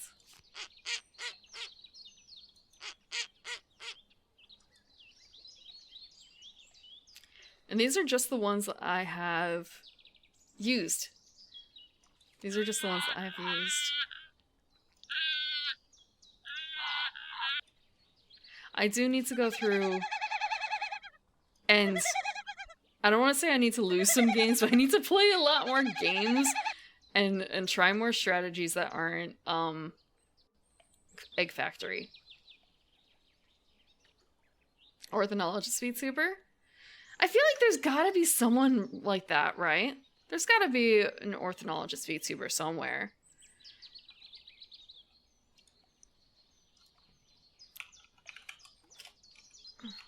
Although at the same time, okay, so some things it's easy to find a VTuber for because the concept overlaps easily with spending a lot of time on their computer, right? Ornithologist feels like it may not do that because you want to go out and watch birds. And that kind of conflicts with sitting at your desk on your computer. Unless you're like reviewing footage or something.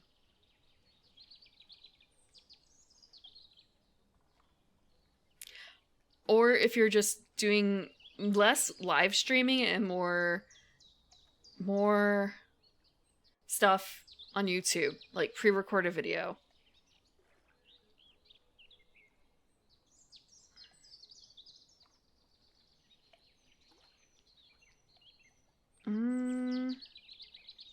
But yeah, I don't think there's a ornithologist per se.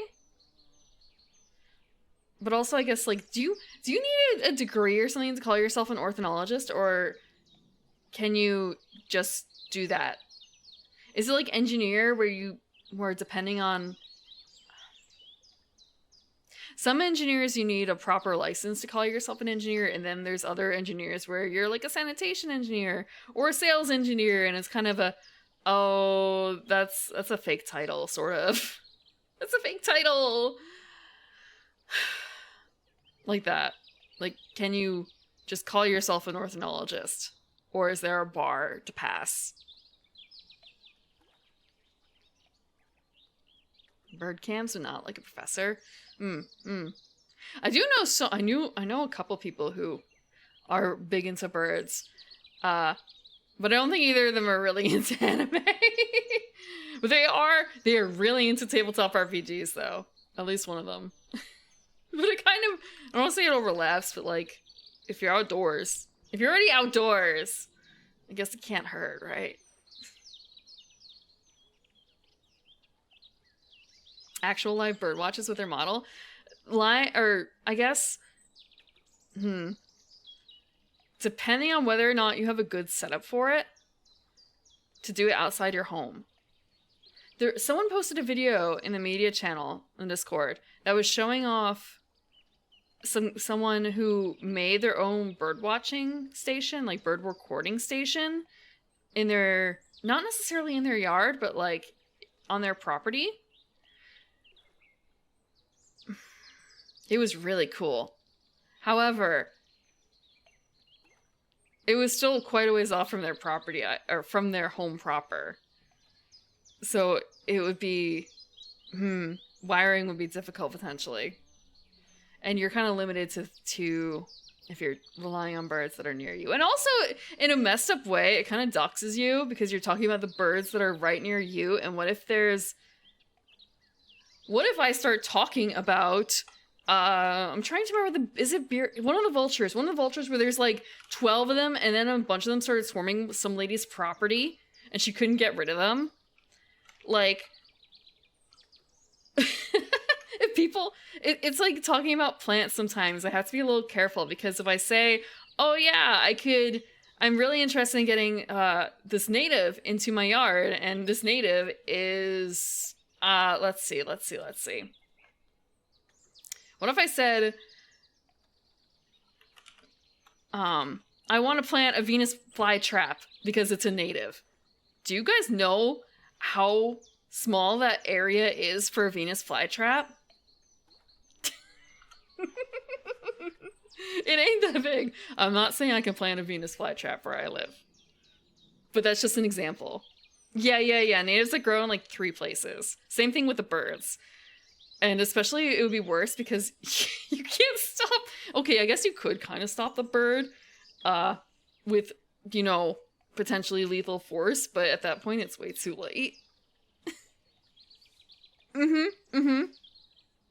Yeah. So it would be maybe editing is the way to go. Pre-recorded would be the way to go. If you're trying to do like live, or well, not live, but like bird watching streams.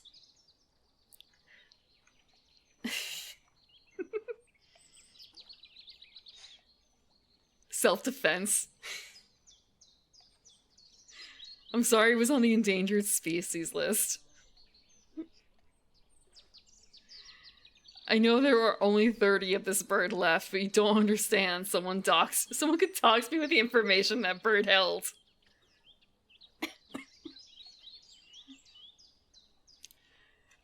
Now I think about it, it's kind of what would be the most doxable bird? It would be that vulture, right? That like one massively endangered. Oh, actually, no. So there's some really famous birds in New York City, I think. But I guess at that stage, you kind of already know that someone's in New York City. But I swear that there was a couple things where it's kind of like, oh yeah, this is like Harry, and he shows up in a bunch of people's spaces, and they take photos of him, and you could see him in Central Park, or like he escaped from the Central Park Zoo or something like that. It's kind of when you get to that stage, there's literally one bird. There's literally one bird. But I guess you're also in New York City, so you're not really going to be doing a bird watching stream outside your own window.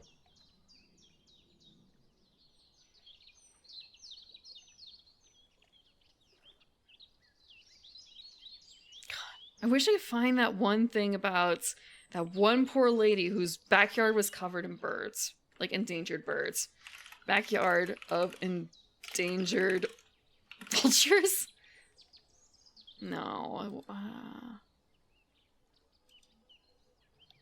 Yeah. Okay, so it was a North California patio. And she ended up with like over a dozen of these birds, of these vultures in her backyard. There was only supposed to be about 160 of these left. And they simply... okay, I have a image of it. Or like I have the tweet. Let me bring the tweet up. I'm not making this up. An elephant seal that invaded a Tasmanian town? What? What? Okay, let me see if I can zoom in on this so it's a little less.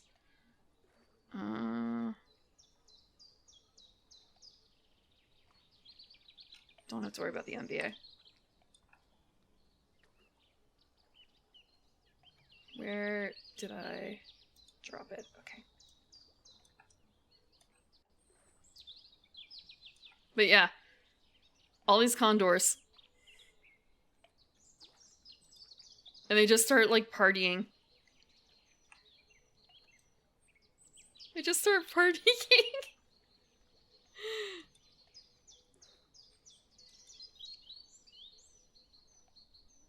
And all the shit. Ah! Hello, Barack! I'm sorry, welcome, Raiders. We're talking about birds. How was your stream? You were doing Pal World, right? Yeah. How did that turn out? Are you having fun? I haven't played it myself. I've only seen a few people play it. It's menacing. I think this one's probably... I guess this is the most menacing shot of all. We were playing Wingspan. We're just kind of talking about birds right now. And the doxing potential of birds. And outside of proper named birds, I thought that these might be like the most doxing birds possible. Because there's only like 100. There's not even like 200 of these birds. Or at least as of like 3 years ago. There were less than 200 of these birds. And this one lady had like a dozen of them show up in Wrecker patio.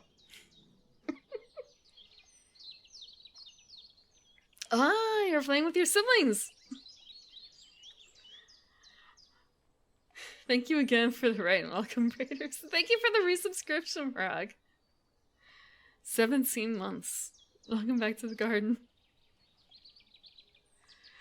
Bird outside the window with binoculars taking notes. Truly the worst of doxing birds. You can imagine, especially like with these guys feeling like they own the place. Them, okay, you've seen this the Family Guy Chicken Man thing, right? You could just imagine one of the vultures like peeking in the window and then just kind of giving you that glare of like you're next and the head tilt. Like very casually aggressive.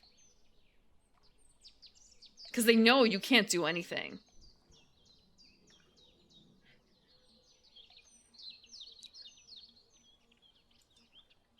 There's some other photos too. Look at this. Look at these big boys. Number 18.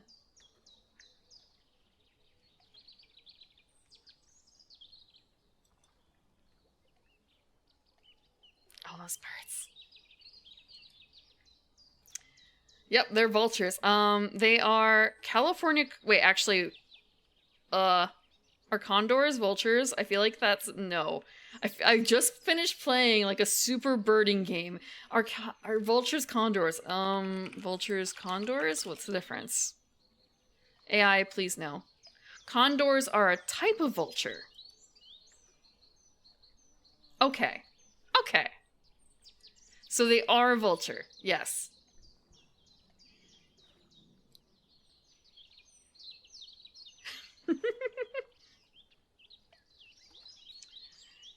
Yeah. So you were saying about elephant seals and Tasmanian town. Elephant seals.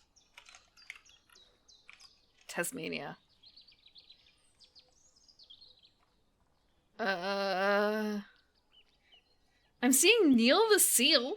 Is that what you're talking about? He just, like, showed up in a town, and he keeps showing up in a town. Like, oh god.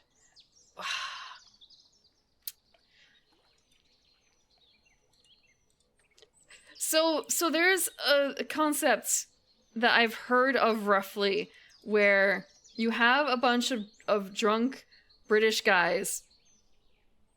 I say guys specifically because it's usually like a soccer thing, right? Who like go to games on mainland Europe and get drunk and like, I don't want to say they wreck shit necessarily, but they just kind of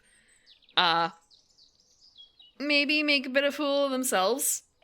So it just kind of reminds me of this picture of this elephant seal. Yes, hooligans. So like that's one of the pictures I found, but there was another one that was even better if I can just find it. Of it just like bam. It's, you know, like this. And then the people just taking a fucking photo on the side. Hold on. Let me, like, what are we supposed, we can't. What are we gonna do? Bring him into the brink again? He won't fit.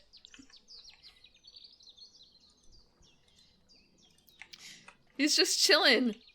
He's just chilling. What are you gonna do?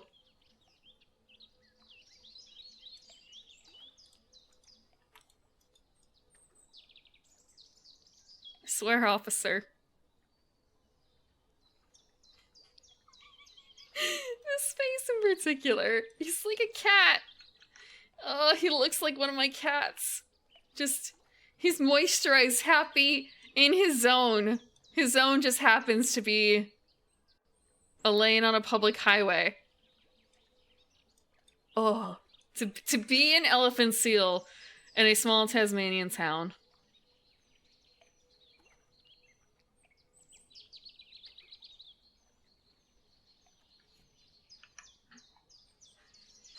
I don't think it's strange to like vultures. They're cool. They're cool.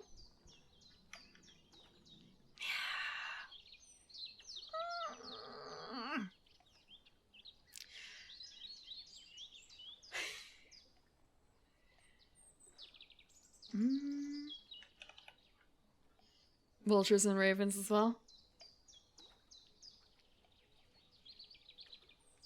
I'm trying to think about like what a favorite bird would be. And I mean, I just go through all of these. Hello, Pinwheel. Like, do I have a favorite bird? Do I have a favorite bird?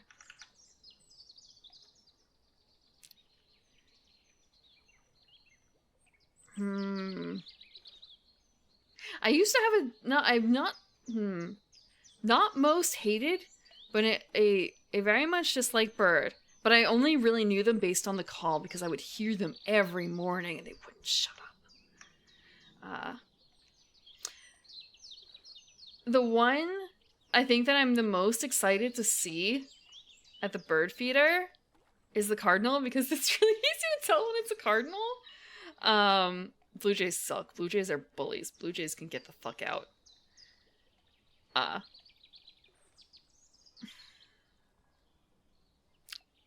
There's some other cute birds too that I've seen around.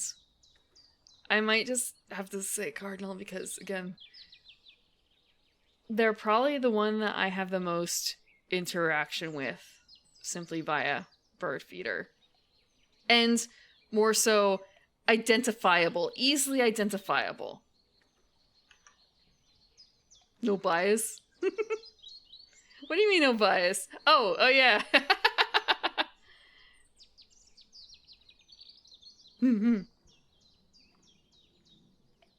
Stellars, jays, or asshats? The silly dart one. Where was it? Where was it? There's so many birds. There's so many birds. The Vox is swift. It really doesn't look like it has feet.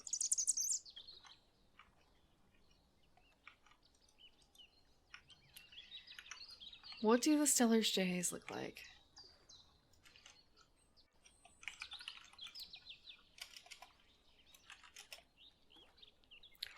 They are pretty.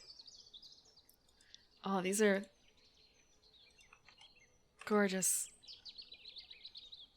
Let me put it above the elephant seal. It's like that.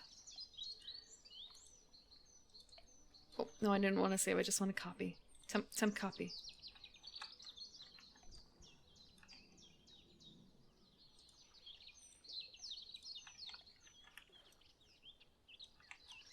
This bird knows how to strike a pose.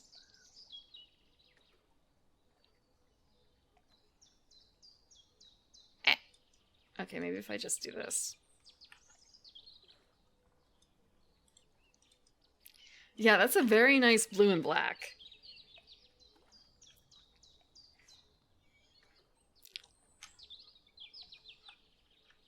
I wonder where they live.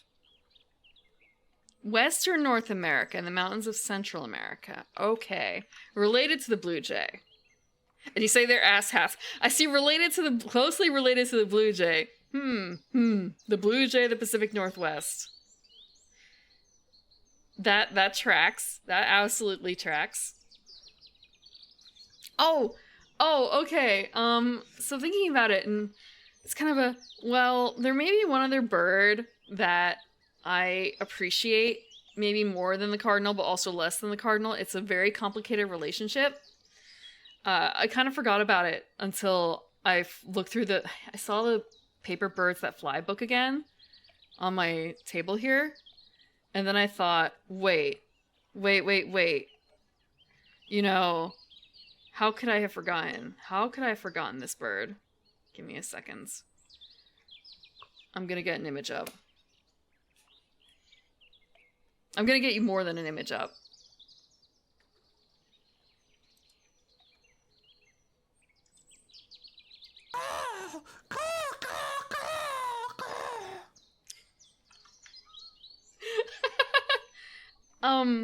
Seagulls. They're fucked up little guys, but they have a lot of charm. They have a lot of personality. They have an admirable personality. I'm dissing blue jays, and here I am praising the seagull. Yeah.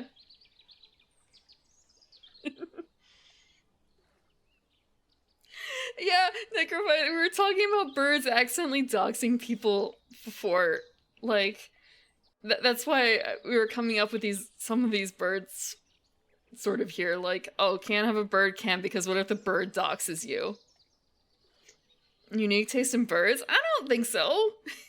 Like, seagull? I mean, okay, the only thing worse I could probably say is pigeon.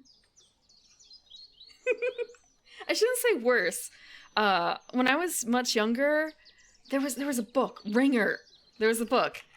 I believe it was called Ringer. Yeah. That was all about pigeons. I shouldn't say it was all about pigeons, but pigeons was, like, the surface topic a bit. But I still feel like it was more about pigeons than it was about any sort of underlying topic. But then again, maybe that's just the filter of youth, so to speak. But Ringer is a book about a boy and his pigeons. More specifically, he is expected to wring pigeon necks as part of like a coming of age thing, for like a fun sport.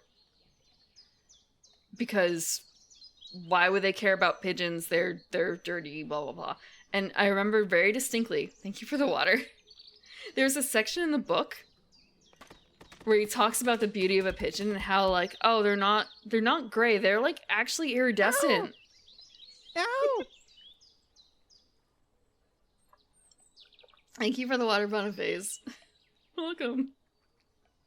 I'm waxing poetic about pigeons, excuse me.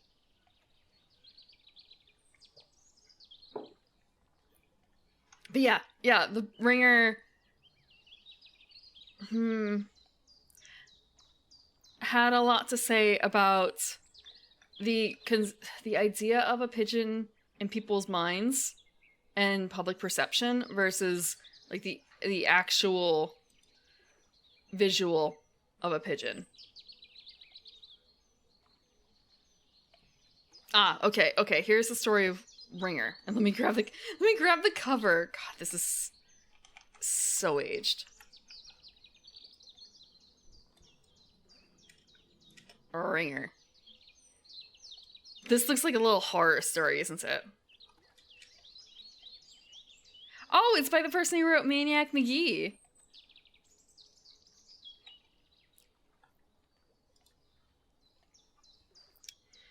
A young boy named Palmer lives in a town called Waymer, which celebrates an annual Pigeon Day by releasing pigeons from crates to be shot in the air.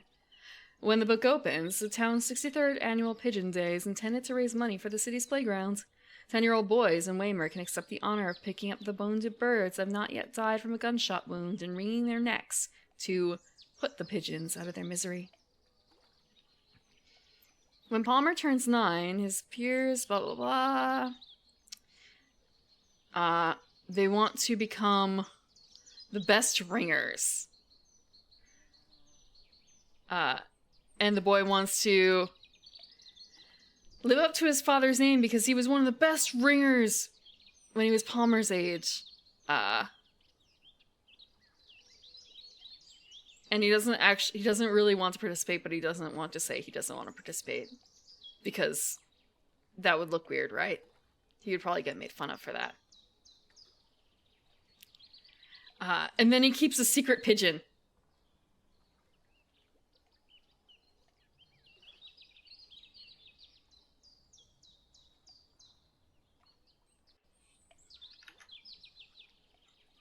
But yeah, it's a story about pigeons. It's a story about pigeons. Bunnicula?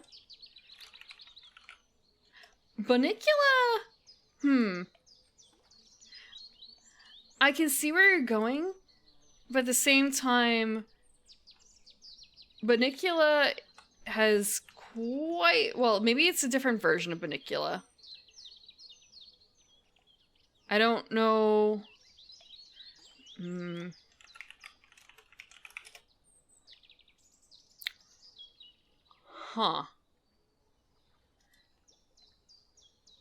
I wonder. I thought maybe Maniac McGee would also have that kind of font, but the Ringer font reminds me of something. But again, maybe it's just the way the 90s were. Bunnicula is older than that, right?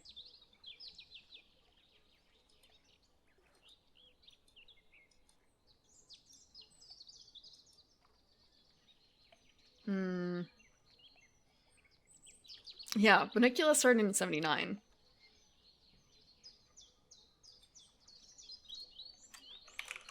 I wonder what the original cover looked like. Okay. It might be this. I wonder if it's...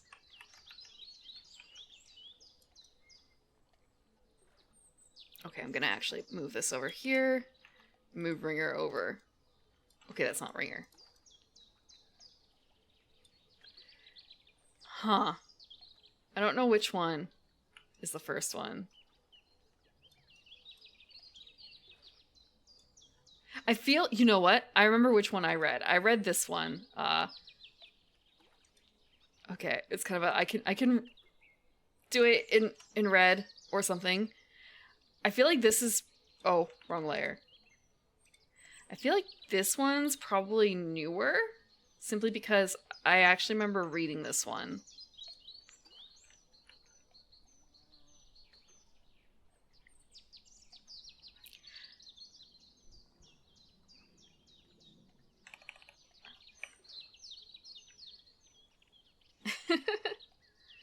Well, I wonder about Goosebumps.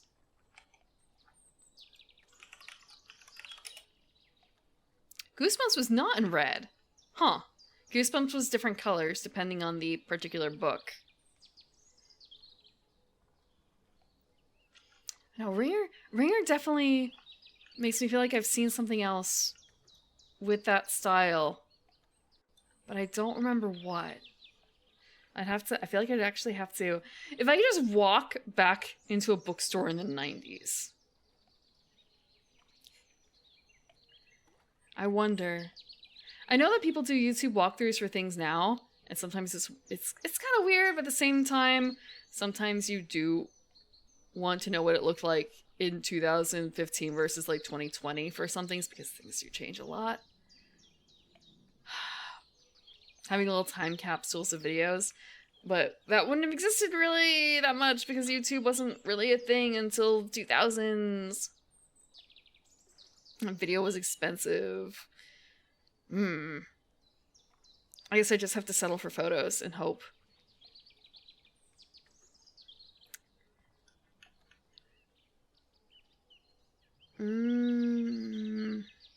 Right. Alright, there is actually one more thing I wanted to talk about. Mostly just because I'm not certain if I want to do it or not. There's a game coming out in a few weeks. I played the promo for it. And I'm not certain if I want to go. I said when I finished the promo, the demo, I would not play the full game because I didn't think that I would be able to. And now it's kind of a, oh, but I want to play it. I want to play it, but I still don't know if I can. So that might be something that will be coming up in the future. I can't guarantee it, though. I feel like I just really have to be strong for this. And the game I'm talking about is Sucker for Love Date to Die For. The official release date is April 25th, which is not a normal stream day for me. However, I could theoretically make it happen. Yeah. Yeah.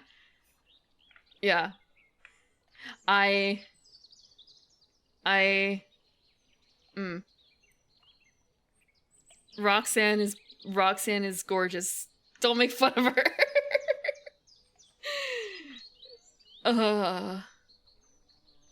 Roxanne is at least the first path girl, I believe. And or just the straight up main girl. The VOD for that, I believe, is also available on my YouTube VOD channel. And if I play the full version, I guess I'd probably have to replay through that section. It took me a long time to get through, mostly because I was so scared. Yeah. I just have to build up the courage, and I can't even say that I'm definitely going to be able to make it through. I would just simply like to. There's also a flag available for like a jump scare warning. But that feels like it may be no fun for you guys to watch. So I would like to try and, if I do play, I would like to try and play without that. Simply because that's not really the full experience, I guess. Oh, but yeah, that may be coming up. That may be coming up. If I gather the courage.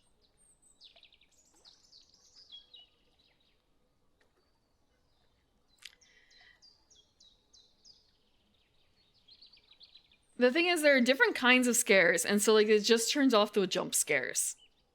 It just turns off the jump scares. And it actually, I want to say, it doesn't turn them off exactly, it gives you a warning. And the thing is, so the person who was developing it actually had a little video of how it would work potentially, and then he had to basically, what was the word? Jump scared by the jump scare warning is what it became a little bit. So I think Akabaka was still trying to work on how to make the jump scare warning less anxiety inducing as it was.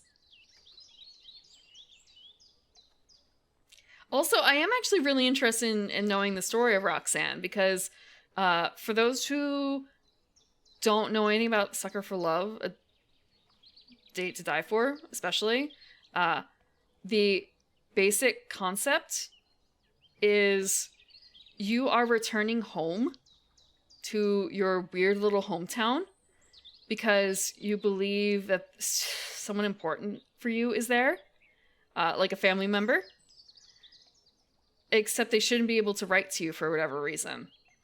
And instead, what you find in your family home are a bunch of cultists, or at least I don't want to say remains, but like the residuals of cultists, like their stuff, and Roxanne, the black goat in the woods.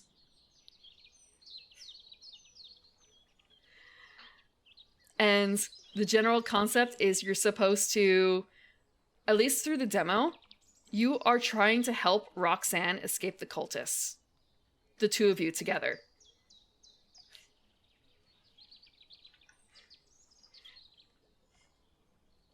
Roxanne is supposed to be a horror from beyond the stars, so to speak, but at the same time, they actually place her pretty well in this in terms of her position. You don't trust the goat?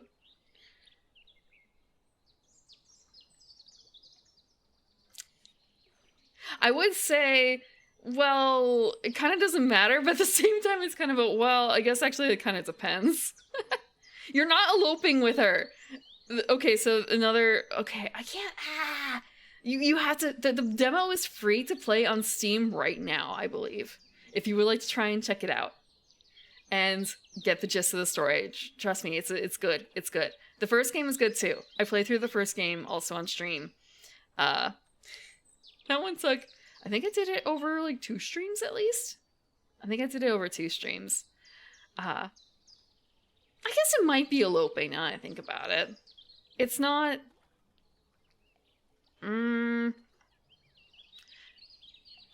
doesn't have to be consummation or anything like that. There doesn't have to be consummation. And that's like the exact opposite of what she's looking for anyway. Despite the way she looks. Also, I guess if you like this kind of character, it seems like she's not the only one. There's at least 2 other ones that have been pictured. There is... Let's see. I don't know what her full art looks like. There's a character who looks like this. And there's one more who keeps getting shown up in the promo materials that they were releasing.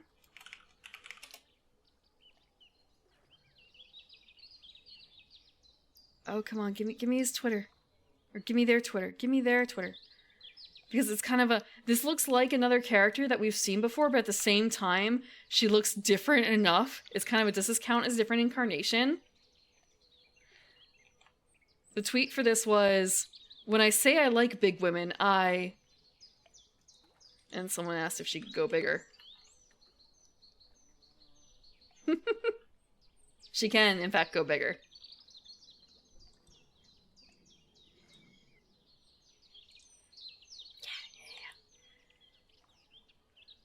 Yes, very good.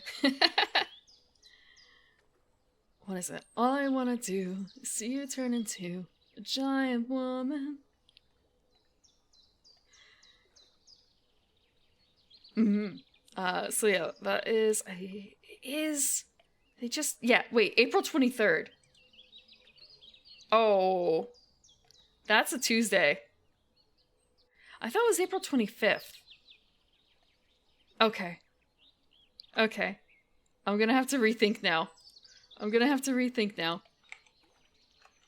This is one of the promo images.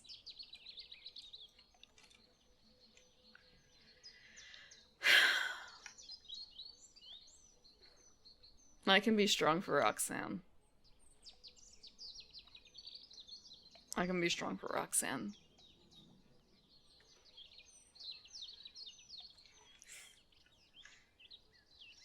Praise the Allmother. Yeah, they did really good with her design too. The fact that she's got the under eye bags, but they're actually her additional eyes. Ah! That's excellent. That's excellent. I live for Roxanne? Oh, thank you for thinking I lived. I'm not part of the Church of the Iron Bar. Go, man. Not anymore. I should be.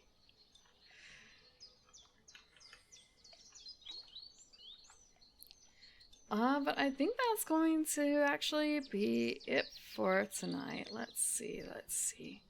Who? Actually, I don't have a schedule for this week. I don't have a schedule image. It's so weird. It's kind of let me just go to my schedule image. I don't have one of those. And also, I don't know what I'm doing on Sunday. Arnold Schwarzenegger. Arnold Schwarzenegger? Really? You're gonna pull him up as an example?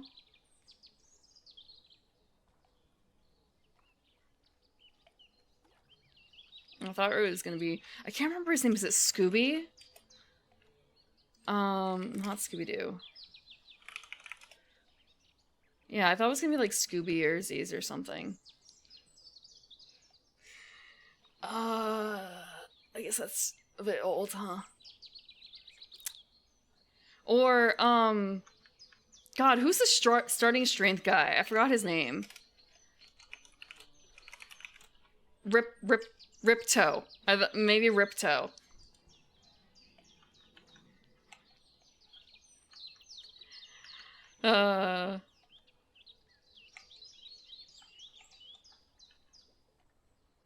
Thank you for the follow, Necrofire. But Sunday, I don't have formal plans for what I will be doing. There should be a stream at 5 p.m. I will figure it out before then. If I learn Slay the Spire, maybe it will be Slay the Spire. If I learn Slay the Spire. I'm not guaranteeing anything. Thank you for the water.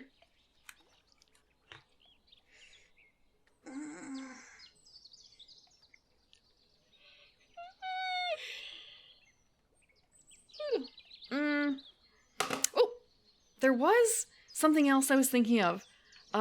There was a demo or two that I was working on. I actually just played through the entirety of the demo of Horticular, I think it's called. But I actually did just play through the entire demo for that. I'm almost done with the entire demo. Like past the story mode, just getting everything possible. There was another one or two that were in the same pile. Actually, you know what? No, there was another game.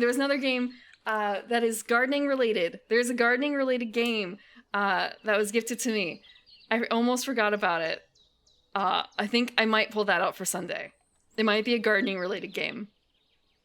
And we were talking about arsenic and stuff like that. It might have a little bit to do with that too.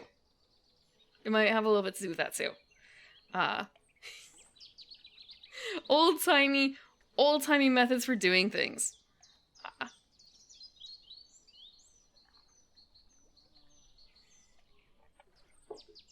Another horticulture focus game. So I think that's going to be Sunday. I'm trying that out. Otherwise, on Monday, we're going to be watching the Frieren anime, and we're going to be watching 5 episodes because that is going to be an arc. Like, not leaving with just 1 episode of the arc left to go.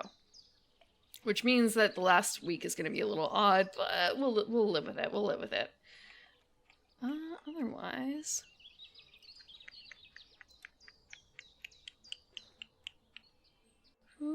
Who is on? Who is up at this hour?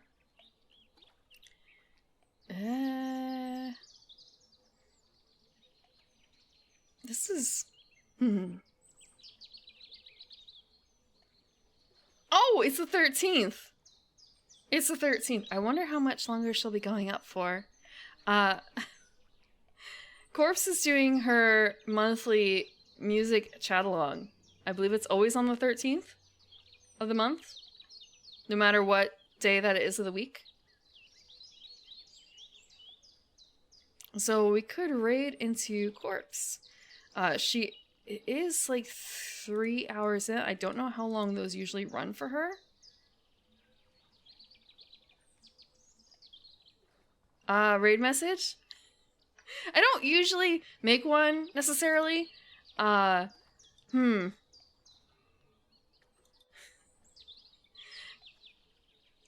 looking at the emotes and it's kind of maximum bird noises. Maximum bird noises? Or I mean, you could just well, what's the noises I was making? The bird is the word. Bird is the word too is fine. The word is the bird. The bird is the word. The word is the bird. That can be the raid message. So I will start the raid. Thank you very much for coming. I know it's been over a week, I guess. Well, a week. It's been over a week, about a week since the last stream. Thank you for coming back and saying hello. It was a fun trip, but I am very grateful to be back, and I'm looking forward. I'm looking forward to streaming again. I do have some more things in plan. I just have to see how things pan out with some extra bits and bobs. How lucky I get. And considering today, we may actually use all that luck. Thank you for joining and have a good night.